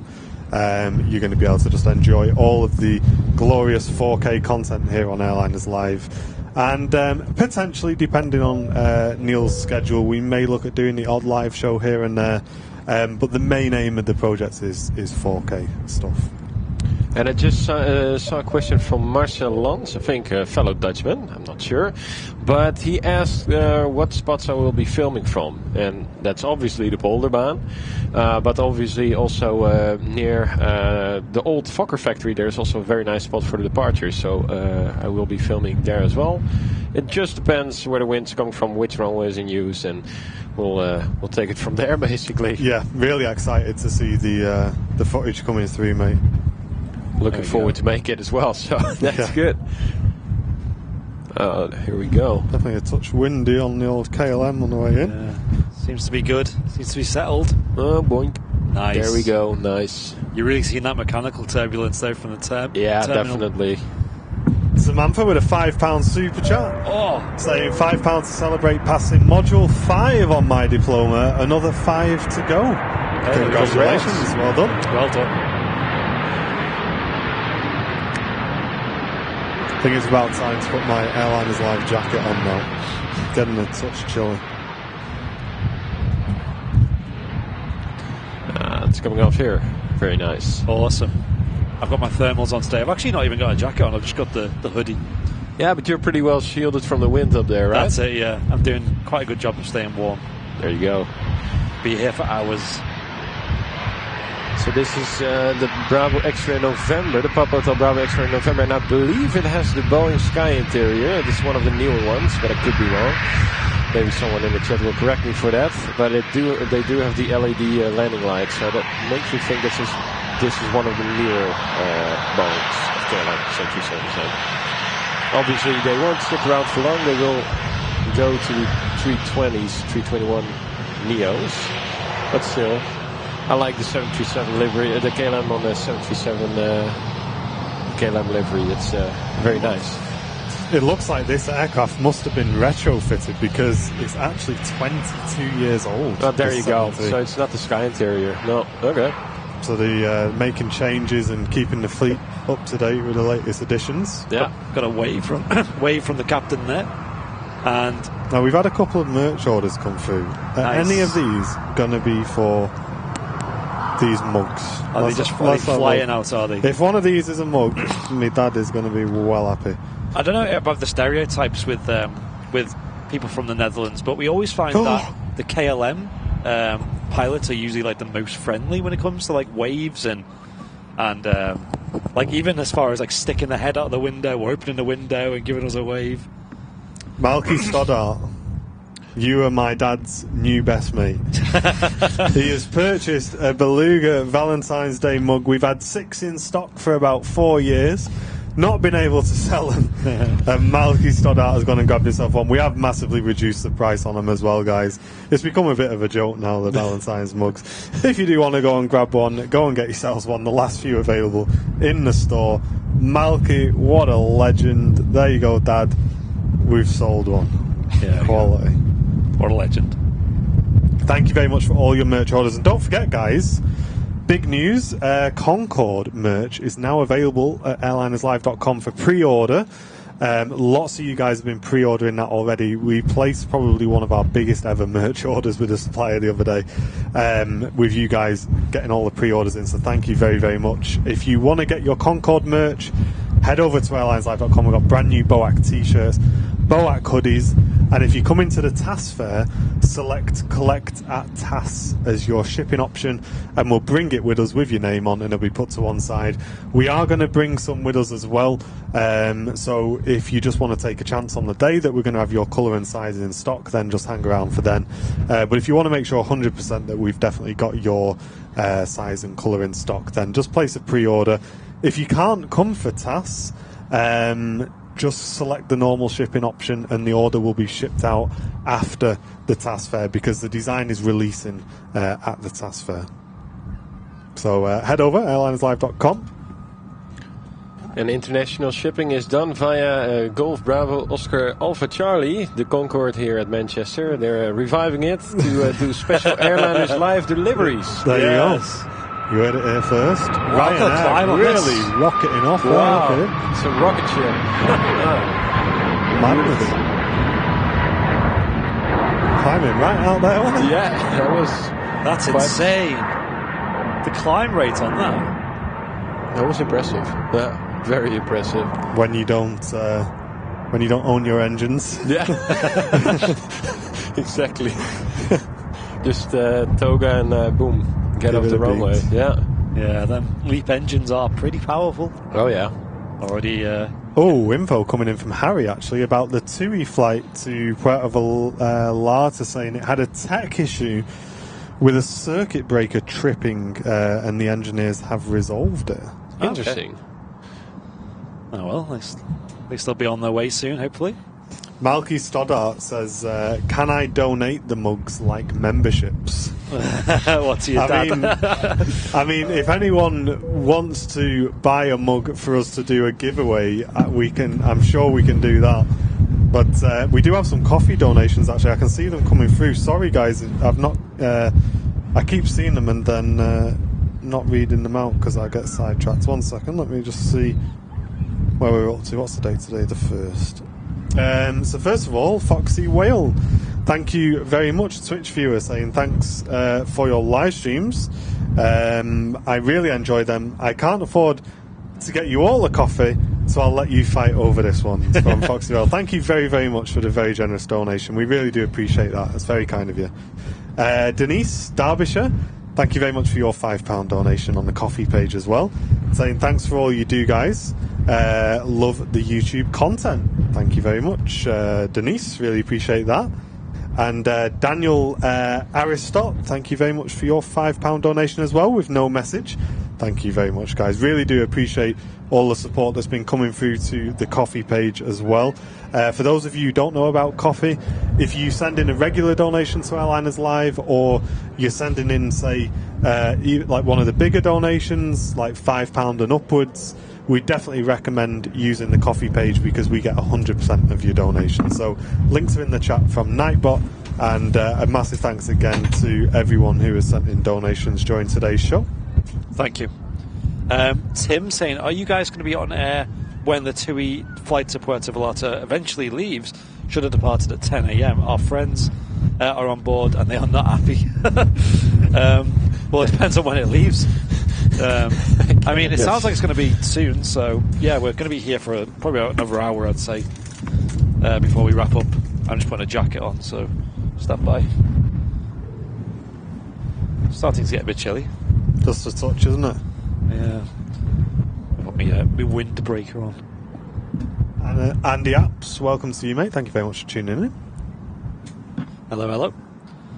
Yes, and if you're not a VIP yet of Airliners Live, what are you doing? For the price of a meal deal, you can become a VIP of Airliners Live, get you access to loads of emotes in the chat, as well as the VIP lounge, behind the scenes shows, extra little bonus shows that we might be doing for VIP only, also discounts on merch with upper tiers, and the tower badge next to your name as well, so definitely worth getting signed up for. And ultimately, the best thing about it is you help support all our shows. And I'd just like to say publicly that the Beluga design was not my idea. state it for the record. There's another guy who works at airlines. I'm not going to tell you who he is, but it wasn't my idea, guys. wasn't my idea. It was someone else's. I'm not sure who, but it looks like a bit like that actually. I'm sure the joke was your creation. I'm just saying. Was it? I think so. Yeah, because we sat there trying to go. Well, what should we say? We can say. I think the joke, I'm going to be honest, was a bit of a Google. A bit of a Google. So we'll blame Andy for the mugs and Google for the joke. There you go, guys. Yeah. Nothing to do with me whatsoever. When will Niels likely be filming? I don't know. As soon as, really. As soon as possible. Yeah. That's the plan. Maybe even get some windy arrivals the way it's going. Exactly. Cheaper than a meal deal, as I say. Have you got anything in particular that you're looking forward to filming then, Niels? Wow, okay, that's a good question. I think, the 747s from KLM, cargos, I really like those. And especially the Martinair one. It's also operated by KLM. Martinair operates it, but it's under KLM cargo. And it is the Pratt & Whitney option, so love the sound. Yeah, good stuff. We're a big fan of Pratt & Whitney here at Manchester. Yeah, I can imagine. Yeah, because they're operated on... I know KLM have the E2 jets now. Yeah, correct. Which they sound awesome. Yeah, oh yeah, they do. I'd love to fly on one of them, actually. Yeah, unfortunately, a lot of them are grounded from KLM because of the engine issues with that. I've heard about this model. Yeah, I think the A220 also has the same issues with their engines. So. Yeah, I think Helvetic is still flying theirs though. I've seen them flying around. Yeah, exactly. That they do still operate them. Well, KLM as well, but a lot less. Let's put it that way. There we go. Saudi Dreamliner next to touchdown. And Boyar Best saying, please could you give my son a big hello? He's just come out of hospital after being very poorly, so he's sat on the sofa watching airliners live. Well, thank you very much. I've not put his name in there for him, but I hope he gets well soon. Yep. Get plenty of rest and hope you feel better soon and enjoy the shows as well. This is Jet 2? No, Saudi Dreamliner. Saudi Dreamliner, of course. Thank you very much for the merch orders coming through as well, guys. We can see those coming in. Thank you very, very much. Cheers all.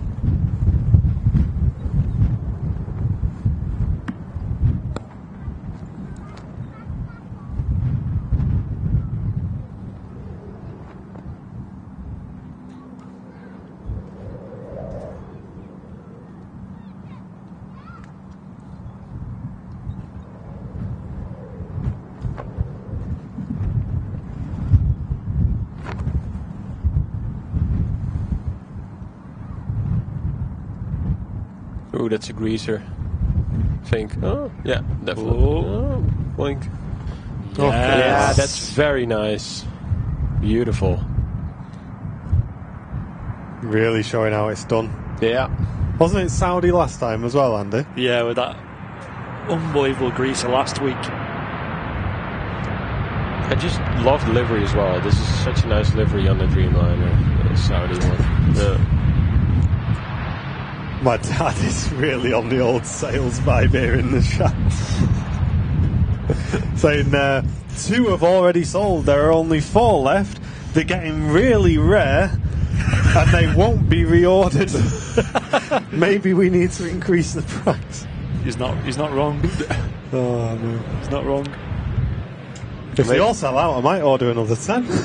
Only joking. You could also make crypto out of it, maybe. Beluga mug crypto hype. There you go. Yeah, Beluga mug. Yeah, it comes with free crypto. Yeah. Free crypto. Beluga coin. The Beluga coin, yeah.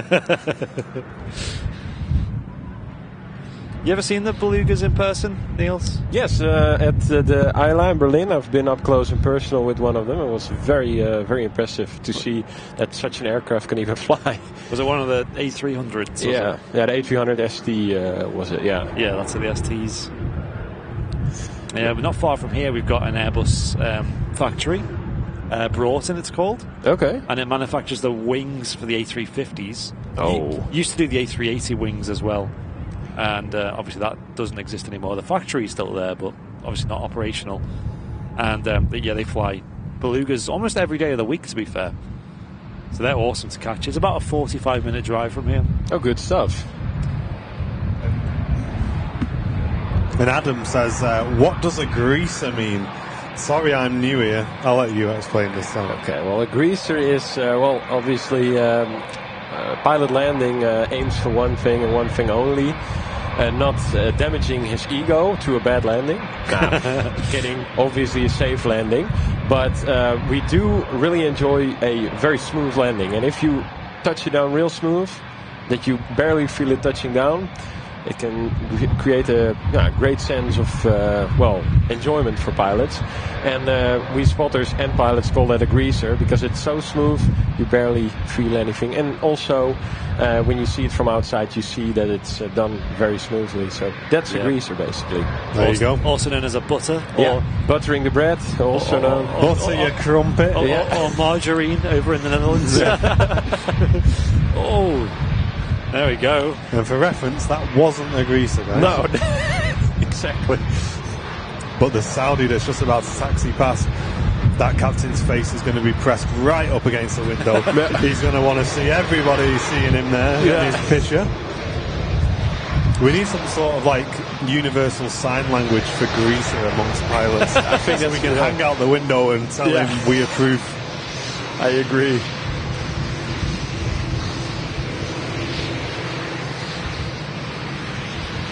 We did come up with a bit of a funny idea here that it'd be quite cool in the summer when we can open the windows to have scorecards. Right. And as the taxi pass, just give them their score. That sounds like a good idea. Get a bit of a competition going on. Oh, yeah.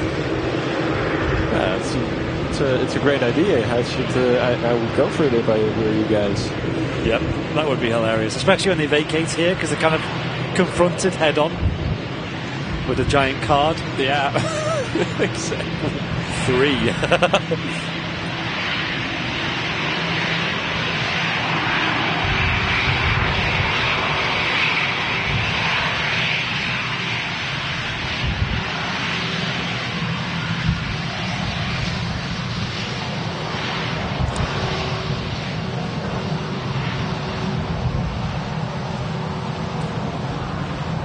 Steve Simpson, pilot testing suspension. Yeah, that could also be the reason why it bounced like that, right?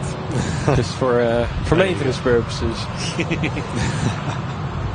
Next to land is EasyJet in from Malaga. The wind definitely calmed down a touch. Still got his speed brakes out. That's a good point. Yeah, I thought on the Airbus when you advance the throttles a bit that they go also up. retract. Yeah, apparently not with this one then.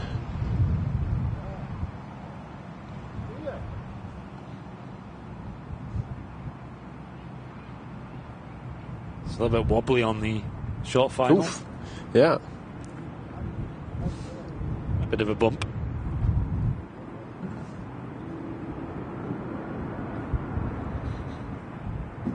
Oh, it's the rude EasyJet. And Gar saying, just curious, is it the elevators that lifts the nose of these big jets on rotate? It certainly is, mate. Yeah. Look away. This EasyJet's being rude. Yeah, crab emotes would have been good for today, wouldn't it? Yeah. That was Mrs. Airliners Live's using. The emoji.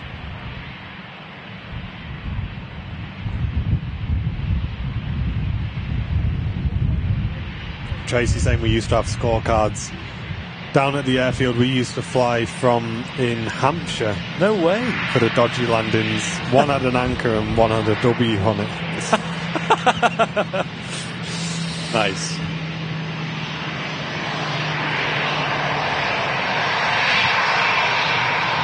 Got a wave as well. Oh, wow. FU? Is that really what it says? Yes. Yeah. Oh, my goodness. Foxtrot uniform on the wrench. But we got a wave, so not so rude. Yeah.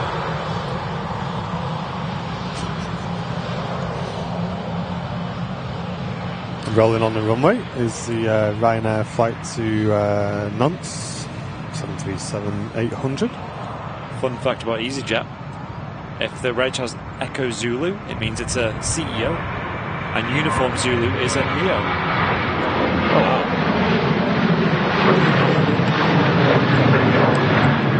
We need about 60 new members for a new emote, do we? Yeah, I seen Fezza put that in the chat. Guys. If anyone wants to gift any memberships in the channel, we need 60 new memberships to unlock our next emote.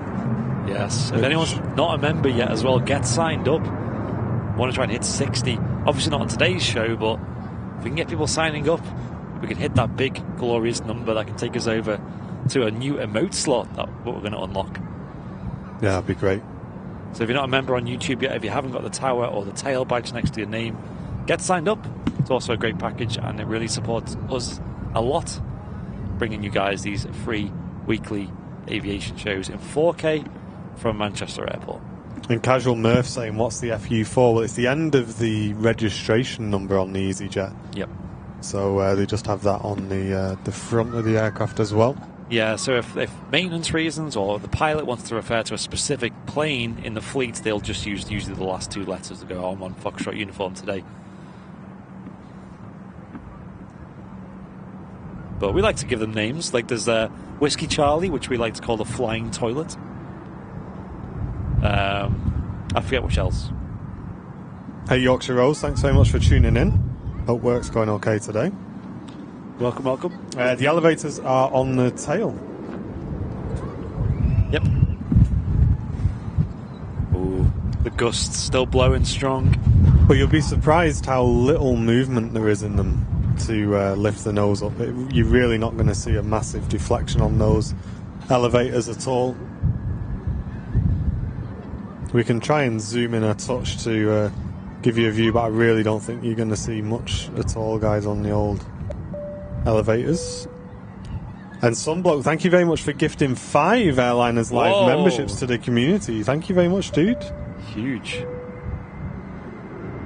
Yeah, especially from this angle, you're not going to see it.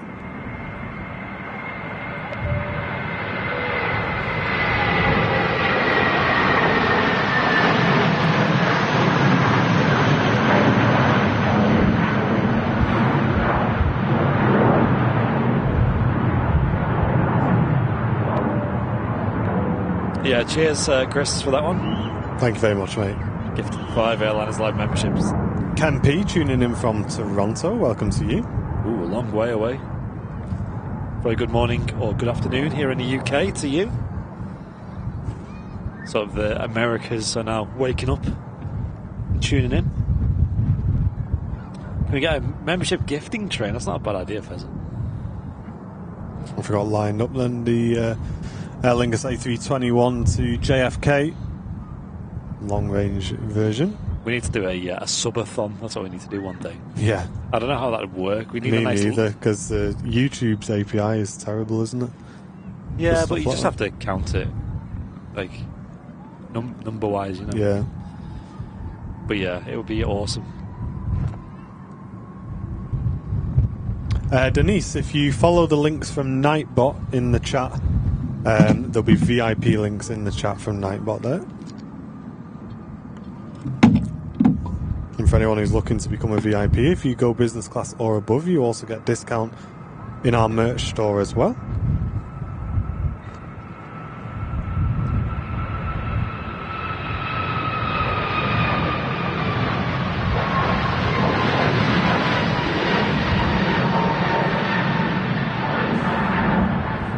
I put a post on YouTube today saying what's your favourite, the classic or the new Aer Lingus scheme.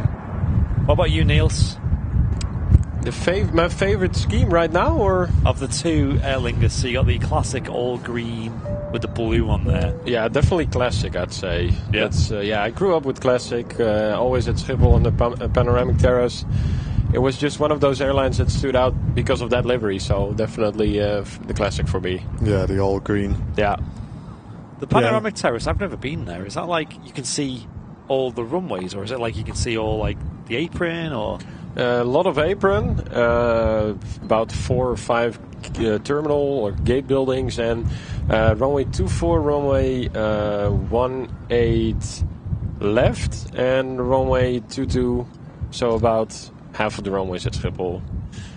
I wonder if a stream would be possible from there. For apron movement, I think yes, but takeoff wise, not so much, I'd say, because the planes they go behind the building when they're taking off from runway 24, which is the main departure runway more often than not. So, yep. For apron action, yes. For other purposes, maybe not so much. Yeah, because I really enjoy the apron stuff. But like you say, you kind of want those takeoffs and landings mixed in as well, just to keep it interesting. Correct.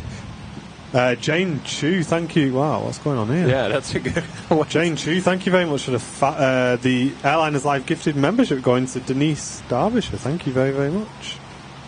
That is not what we need today. The ground is definitely wet enough as it is, boys. Yeah.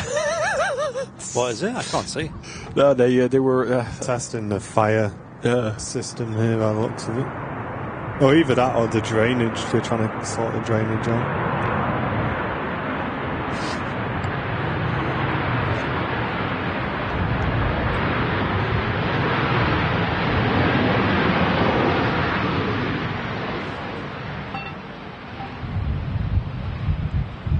Ryanair 737-800 touching down. It's going to vacate ahead of us by the looks of it, slowing down for the exit. And the A380 is sort of due out in 1 minute time.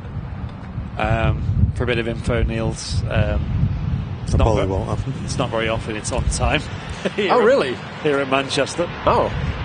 Saying that, though, it looks pretty clear around the 380. Yeah, we'll have an A380 update after this, I think. Mr. Fez, thanks for gifting a membership to Ken P. Appreciate it, dude. Yay. Thank you very, Cheers, very much. Fezza. Wow, thank you, guys. And Sean, thank you very much for the £10 donation on the coffee page saying enjoy, guys. Thank you very, very much, Sean. Cheers, Sean. We'll definitely treat Niels to a coffee, some RVP chips. We've got pork pies here as well. You said you've had one before, right? I don't know if it was. Oh no, it was lamb spine. It was in Cardiff actually, so it's not pork pie. I had lamb spine. Yeah. Yeah. So I definitely need to try the pork pie. We're quite big on pies in this country. Yeah. I know it is. Yeah. Did you get good ones or did you get default? Walls. Okay. So yeah, not bad brand. Yeah, not like as the smart price pork pies. We have a bit of a love for pork pies on the channel. I mean, they're just great foods because they're so filling as well. But they are. And yeah, we'll get some chips as well, I think. And Jane, welcome back for 19 months of Jump Seat membership, saying, love airliners, keep me saying thank you, says Jane. Thank you very much, Jane. Really appreciate it. Cheers, Jane. Thank you for the continued support. Are you going to be at the TAS Fair, Jane? I know you have been there a few times before. Hey, Niels, if you're free on the 25th of February, feel free to come on, fly on over again. 25th of February? Oh, yeah. Who knows? Who knows?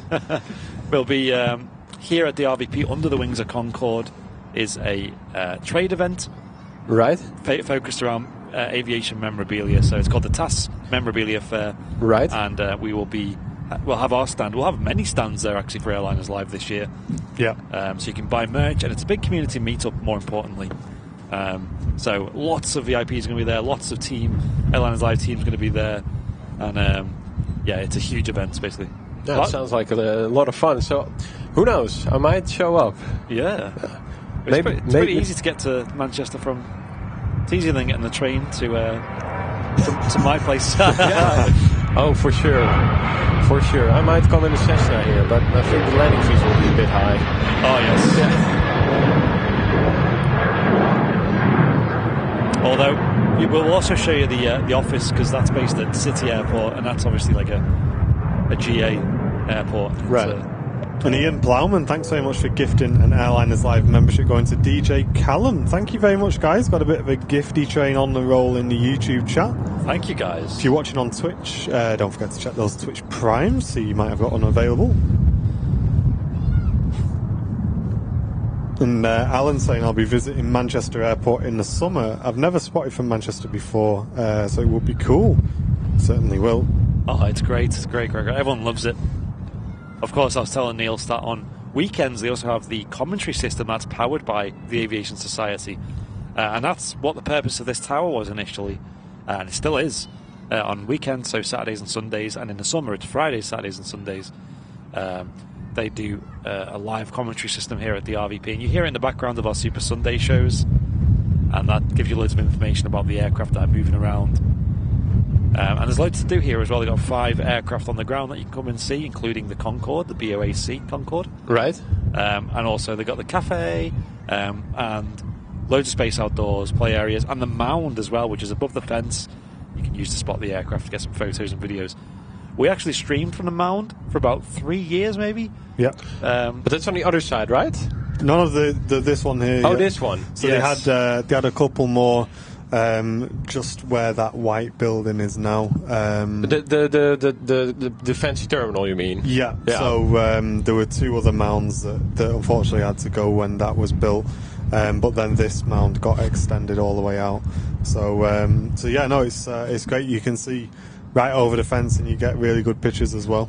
Yeah, good stuff. Yes, yeah. It's good. It's great views, especially when they're on just single runway ops like today. Yeah, I mean, so far it hasn't been disappointing at all. And to be honest, mate, this isn't that busy for Manchester either. Really? Yeah, it's we do get busier days. We also it used to be a lot busier as well, obviously pre-pandemic. Yeah. So as every other airport has seen a bit of a decline in traffic. Yeah, it can feel about double the levels of traffic to this. I don't think it actually is double, but it feels like twice what we're getting here today. Yep. Sadly, like, there was a lot of big airlines we had here in Manchester. We used to have Thomas Cook, which were massive here in Manchester. They'd fly multiple 330s. You probably see like 6, 7 or 8 in a day. But they also operated 757s, right? At a time, yeah. They did.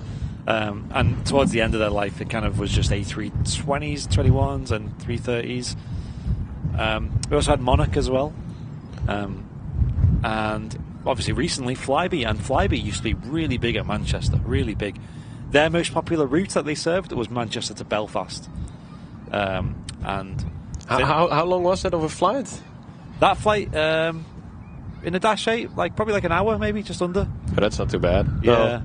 It was very cheap as well, like I said. I flew Liverpool to Belfast a few times, and that was about £15 each way. And great service, and it's a good aircraft, the Dash 8. It is. It's a shame, really, because Flybe was in my opinion, was a really solid airline, and that they cease to exist. It's just mind-boggling, because they did get a lot of passengers, right? So yeah. Back in the day, I've just heard from experts and things, this isn't my own opinion, but the biggest demise they had was when they ventured into jets. So when they got the Embraers, I think they were 145s, I think they had. Yeah. I'm trying to remember now. Or 175, I can't remember. Was it 175s? I think it's a 175. Yeah, I think so, right? Yeah. They delved into them and started doing flights to places like Amsterdam and Spain and things. I think Dusseldorf, maybe. Anyway, places like that. And that was where they started to go a bit downhill, because the costs went up dramatically then, and for such a low-cost airline, I think keeping costs down is just detrimental. It's so important, right? It's fatal if you get the costs too high. Yeah, for sure. I mean, it was a very nice airline, though. When I was in Cardiff, I think it was the E90 E190 they had, because in Cardiff, they're the longer versions, right? So, and Callie's saying that she flew Flybe last week. I seen that. You put it in the VIP lounge. That must have been like one of the last flights you could get. That's exactly. They literally only went bust a couple of days ago. And as soon as they went into liquidation, they cancelled all flights indefinitely. So Ollie's saying Flybe used to have a 737. I never knew that. Wait, did they have the 737? I'd love to see that. Apparently that was the reason for the demise. And then these days they tried to make a return with two big factors against them. One is aviation fuel and costs are higher, so you can't quite be as low price. And two, they've just lost their place. Logan Air now operate a lot of the routes they used to operate, and so do what do they call Eastern Airways and Urini and stuff. Yeah. And wow, 737. That's interesting to see. So there it is. Flybe used to Operator 737 in March 2005. There you go. Yeah, as Flyby 2.0 didn't have jets. No, they just had the Q400s, the Dash 8s. So they kind of went back to basics. Yeah. Learned from their mistake there, but it was too late, I think. Yeah, it's unfortunate though. Oh, A380 is pinging up. Oh, There you go. that's good stuff. Yeah. Niels has brought us some good luck today because this is quite early actually for the departure. Yeah, good stuff. So we should be wrapping up pretty much on time. Big All saying, silly question time. How do you opt in to receive the gifted memberships? I think there's a link now you can follow. There is, but otherwise, sometimes in the chat you get little prompts saying you have to opt in. So keep an eye out for that, Big All. I just checked in for my flight for tomorrow. I just had to do it because almost all seats were taken. And my sister has also come along for me on this trip. Only she is in Manchester City enjoying the vintage clothing shops and every little donut shop that Great Britain has to offer. So, no, we're checked in. And luckily we got a window seat, which is always good, of course. So that I was a bit preoccupied with that. Now I'm back up and running. And the A380 is pushing. Yeah. Yes, We've so got it. What happens here is it pushes right back to the point where we can't even see it anymore. Right. And then they pull it forward, so you will see the nose sticking back out. So we'll lose it from view temporarily, and then it'll be back. I'm very interested. But it's a great view, that, seeing the biggest passenger aircraft on the planet pushing back. And texting from the dad that there's only 3 mugs left, guys. Oh! Watch out. There's only 3 Beluga Valentine's Day mugs left. This is your chance to own one, guys. Yeah, Come on. it is. And Has, welcome back for 12 months. 1 year of Airliners Live membership. Thank you very, very much. And Mr. Matt Smith gifting an Airliners Live membership to Liv McFly. And following that, Graham Hill dropping 5 Airliners Live memberships to the community as well. Wow, thank you, Graham. Thank you very much, Graham. Those going to Jeff, Ian, Declan, Kevin, and Stewie's Travels, all receiving a gifted membership there in the community. Thank you, guys. And it looks like that TUI Dreamliner's pinging back up as well. Oh, good stuff. So we might see that depart as well. Yeah. What made me laugh there, just hear Stewie's Travels, then there's the guy Stewie who spots here at the RVP, isn't there, on the mound that Sam usually hangs out with. Yeah. And he's got quite a strong accent, so when he talks he says his own name, Stewie, like that. Yeah. And Dakota was saying that, like, she got a present from him or something, I can't remember what it was, and I said, who gave you this? She goes, it was Stewie. Stewie. I was like, it was Stewie. What accent is that then? I think he's from Manchester. Just like area. quite a Manchester accent. Stewie. Yeah, it's... I don't know where he's from. No doubt your sister, if she's in the town, is enjoying that today. Oh yeah, I can imagine. Yeah. Yeah, yesterday when we were at the airport, we talked to some people from Manchester, I think, and you mentioned the accent they have, but we had a bit of a difficult time understanding what they were saying, the directions they were giving. It was interesting. Yeah, because you were saying to me, you were saying that there was someone who was talking to you couldn't really understand. Yeah, and he sounded a bit Scottish. Yeah, a bit. Like, yeah, it was not really Scottish, but it reminded me a little bit of Scottish. It was not Welsh, but it also reminded me a little bit of Welsh, the Welsh language. And I think we have a guy who streams with us called John, and he's from the northeast. He's from the northeast, up near Newcastle and places like that. Oh, okay. And someone in the chat thought he was Indian. Well, that's interesting. Alex Smith, welcome back for 11 months of business class. Not far off 12 months now. Thanks for all the streams in the weather, guys. Best channel, love it, from Alex. Thank you very much, dude. And Loopy, thank you very much for gifting an Airliners Live membership to the community, mate. Thank you very, very much. Cheers, Loopy. Yeah, we might try and make a bit of a drive out of trying to get the next emote. But in the meantime, we'll try and decide what the next emote will be, because that'll be just as important. The thing that catches us out now is when the gift memberships drop off. Yeah. Then all of a sudden you think you're only 10 away, and then you wake up the next morning and you're 30 or 40 away again. Gotta keep going, haven't you? Keep you pushing. do. But the good thing is, once you get that emote, you drop back down again. You keep it. You keep it. Yeah. Exactly. So the A380 has just been pulled forward, and the truck will disconnect from that. We can see that the TUI has also been pushed back as well. The aircraft that went tech earlier on, apparently caused by a fuse tripping. Nice. Which, obviously you want to check before you're doing a long flight. Yeah. John, thank you very much for gifting an Airliners Live membership to the community. That's gone to Alan. Thank you very much, John. I had seen Matt saying it was defo a Scouser, that guy. Yeah, I think it was by the sounds of it. Probably, yeah. I know Henry, when he visited, he actually had a day out in Liverpool. He said he loved it, and that is. I think we'll show you some different accents from local, because you can drive like half an hour from here in any direction, and you've got a completely different accent. Yeah, it is a lot of fun. Well, I've been to Cardiff, right? But Welsh is completely incomprehensible. Yeah, Wales is very, very different. Yeah, it depends where you go in Wales, but if you really go out in the sticks, it's quite a heavy accent. It's the same with Scotland as well. Yeah. The Scottish accent can be pretty heavy. Yeah. Yeah, and Wales have their own language as well. So, and there'll be like entire towns you'll come across that they'll just speak that language. Yeah, one of those towns or something, right? Andy can say that. Really? Yeah. I can say that. Yeah. Here we go, guys. Stand by. Do you want me to say it? Yeah, please. Oh wow. That's impressive. Mad that, isn't it? That's his little party trick. It's like a party trick. I learned that because I was on the train once to North Wales. I was like, what am I going to do for like this 2 hours on the train?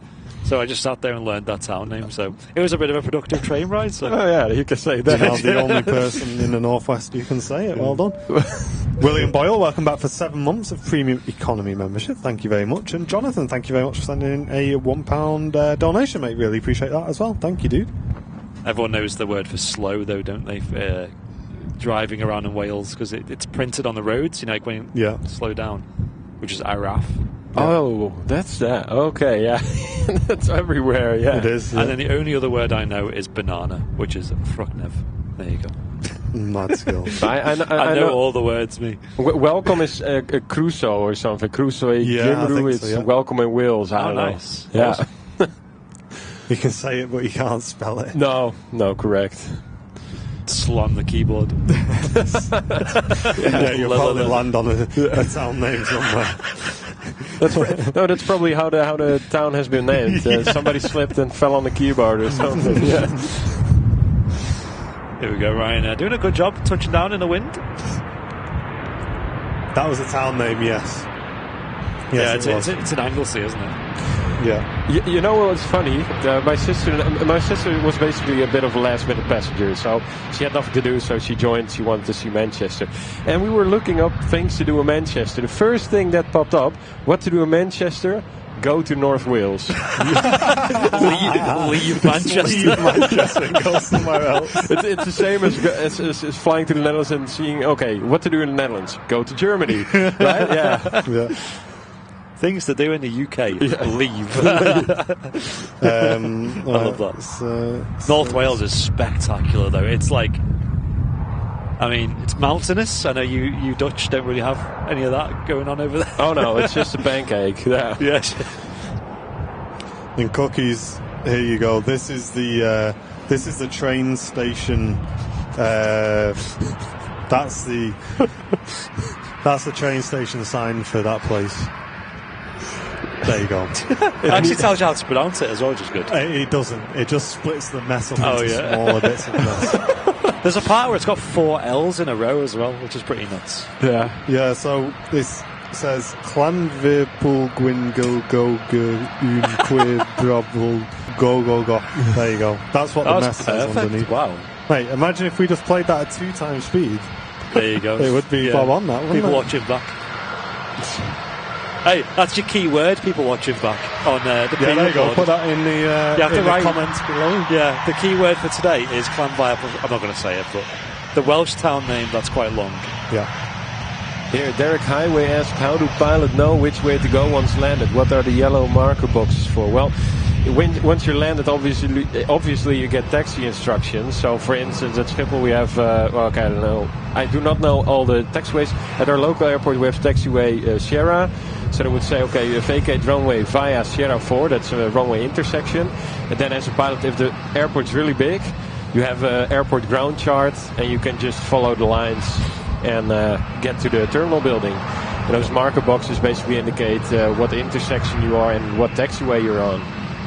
Yep, so there's ground charts and stuff like that for the airport, which all the pilots are sort of, what would you say? Every pilot's got them, right? Whether it's electronically or Correct. printed out. Correct, yeah.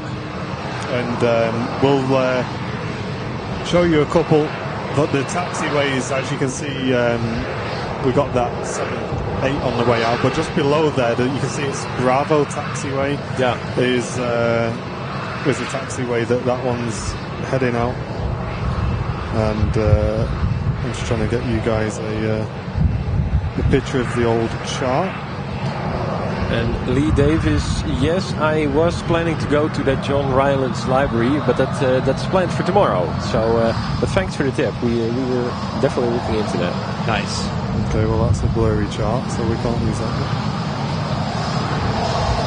Yeah, I really don't know much about Manchester City Centre. I've only ever been a handful of times into the city centre, like as a sightseeing or shopping or anything. Right. I know the Christmas markets there are pretty huge. They're a pretty big feature. Oh, they do that here as well. Okay, that's interesting stuff. And of course, London also has like a few Christmas markets. Yeah, that's a huge event. I think it's called Winter Wonderland, I think, down in London. Manchester, yeah, I mean, for me, it's just the airports. The 2 airports, by the way. Right. Make it, because you've got like 2 fantastic places to spot from.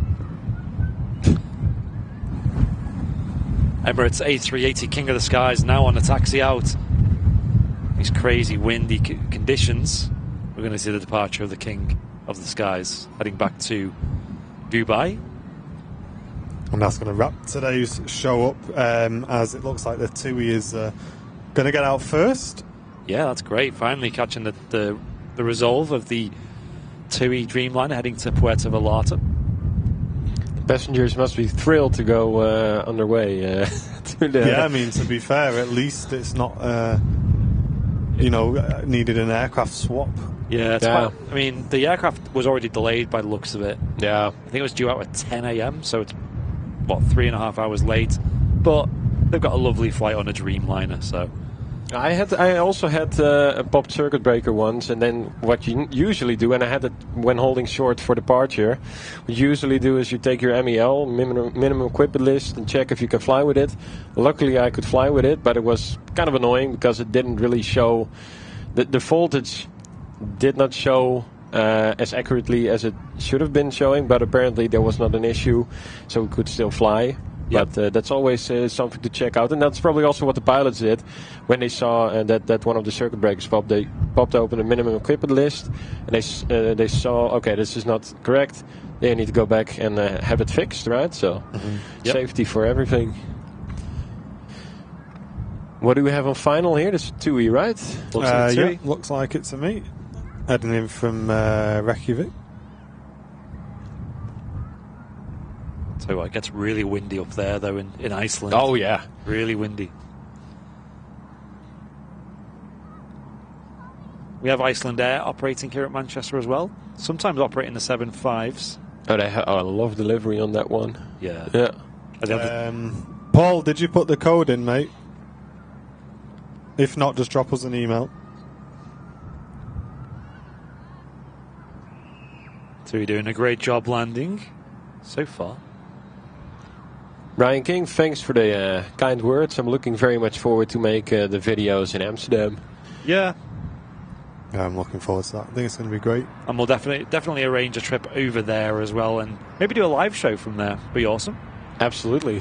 And probably bring someone else with me as well. Maybe Sam, or maybe might ask Fezzer or Matt or someone if they want to come along. Oh yeah, that'd be great. I mean, we could jump into the sim as well, and John. Well, the sim I work at then, and I think John would like that as well. Good idea. Yeah, we did an Amsterdam show in, like I said, October 2021, and we also went sightseeing as well. Right. One of the things we did, we were there at sat on the canal having a beer, And I put on my Instagram story, does anyone know something to do in Amsterdam that's a bit wild, like something fun that's a bit out there? And the first response I got was, make sure you go on the swing. Oh, the swing. The swing, is it called the Dam Swing or something? Yeah, the Adam Tower. That's it, yeah, the Adam Tower. And so I'm not scared of heights, but I mean, when you put me in front of that sheer drop, top of a skyscraper, you get a bit scared. So I did it. We went up there. Matt was absolutely fine. He was just like so chill about the heights. He was like, oh, it's not scary. They have a bit where it's like a glass floor. You can see down, you can see right to the floor, and it really like puts jelly in your legs. Right, yeah. I was a little bit terrified. But once you go on it, though, you get dangled off the edge of a skyscraper pretty much. And it's a swing that swings back and forth with your legs dangling down. Yeah. And once you get on it, though, it's fine. It's just the lead up to it. There's so much anxiety in that. Really? But that was good fun, though. When did you go there? October 2021. 2021. Well, good chance that my girlfriend was still working there because she operated that swing. Really? Yeah. Wow. I can't remember who, what the person looked like or anything. That's crazy. I remember the ferry was like a free ride as well. Yeah. Is that standard, is it? That's standard, yeah. It's just because there are no bridges there, so you have to get across the pond or across the River. You just take the ferry and it's free of charge. That's always. crazy. Like the ferry is just like you just walk on and there's no tickets, you just get on and get off whenever you want. It's very convenient, yeah. Yeah, that was great. But to be fair, the government saves money in not spending it on a bridge or a tunnel there for pedestrians, so they spend it on the little ferries, I guess. It was nice. Crazy crowded with mopeds, though, little scooters, like. Oh yeah, loads of them, and loads of really small cars. Oh yeah, not on the ferry, but like, what would you call them? Like a very tiny car. Those are Biros, and those are most of the time the posh people have them. Like literally, like a car with just like one seat and or two very. Yeah, I think they have a couple of them in Media City. Really? Wow. Yeah. Tracy Sellers, welcome back for 12 months, saying thanks for everything, guys. Thank you, Tracy. And Foxy Whale, thank you very much for 6 months, saying here's to another 6 months. Thank you. Wow.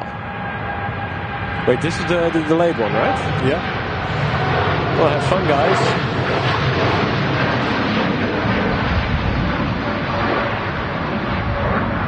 And a very warm welcome to our brand new VIP, Helen Peck. Thank you very much, Helen. Welcome to Airliners Live VIP. Oh, you can see the wings flexing there. Well, look at that view there. That's great. TUI Dreamliner heading off to Mexico. Fantastic. And the 380's already rolling, guys. Wow. No waiting around. What a way to end the show. And for you guys on Twitch, stand by, because we're going to send you over on a raid. Mr. Fez, if you're still in the chat, if there's anyone interested to send the guys over to.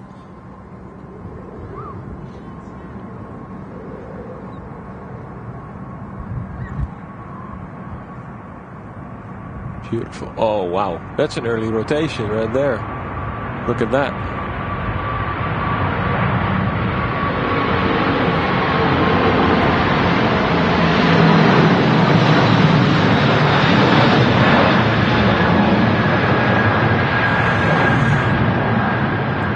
That's probably the earliest A380 rotation we've seen on the show, I'd say. I've never seen it rotate that early. Me neither. That was nuts. Probably the passengers did not eat a lot of sausage rolls from Greg's. Yeah, that's it. Yeah, they've definitely not been going where we're going, mate. No, they've been eating margarine toast. From the toast factory. Yeah. Got one more arrival. Should we just catch this and then we'll wrap it up? It's about to touch down.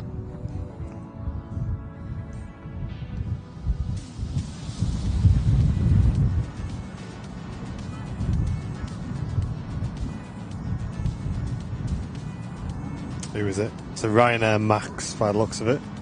Yes. Send on a Ryanair, shall we? And then, we'll go get some food. Go to the cafe, I think. Some chips. Cheeky chips. Portion of chips. Sounds like a good idea. There's that mechanical turbulence from the building. He's got it. He's got it. Easy peasy. Oh. Oh. And push back up. Little bit of a balloon. There we go. Nice. Over the hump. And it's down. Probably affect the roll out slightly.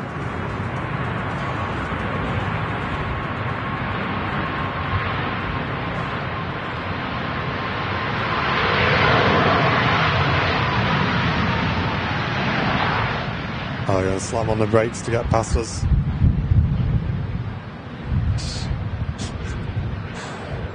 Oh, maybe not. Nope.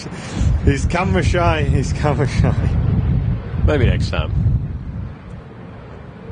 Well, ladies and gents, thank you very much for tuning in today. I hope you've enjoyed the midweek show. It's been an awesome show. Massive thanks to Niels for joining us on today's show. And we'll be seeing a lot more content from Niels as we launch our Amsterdam project in the next week or two. Yeah. Very excited for that one. Same and just watch this space, guys. Lots to come on YouTube.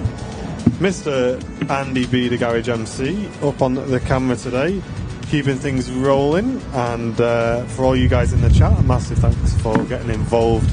We're going to wrap up there. It's been an awesome midweek. We're going to send you over to Chewy now, and make sure you go and support him. If you're not watching on Twitch, search for Chewy on Twitch if you want to go and show your support. And ladies and gents, we'll see you again in Vancouver tomorrow night with Mr. Henry Temby, and we'll be back live in Manchester on Sunday. So take care, guys. Thanks very much for tuning in. We've been Airliners Live. You've been awesome, and we'll see you on Sunday. Ta for now. Cheers.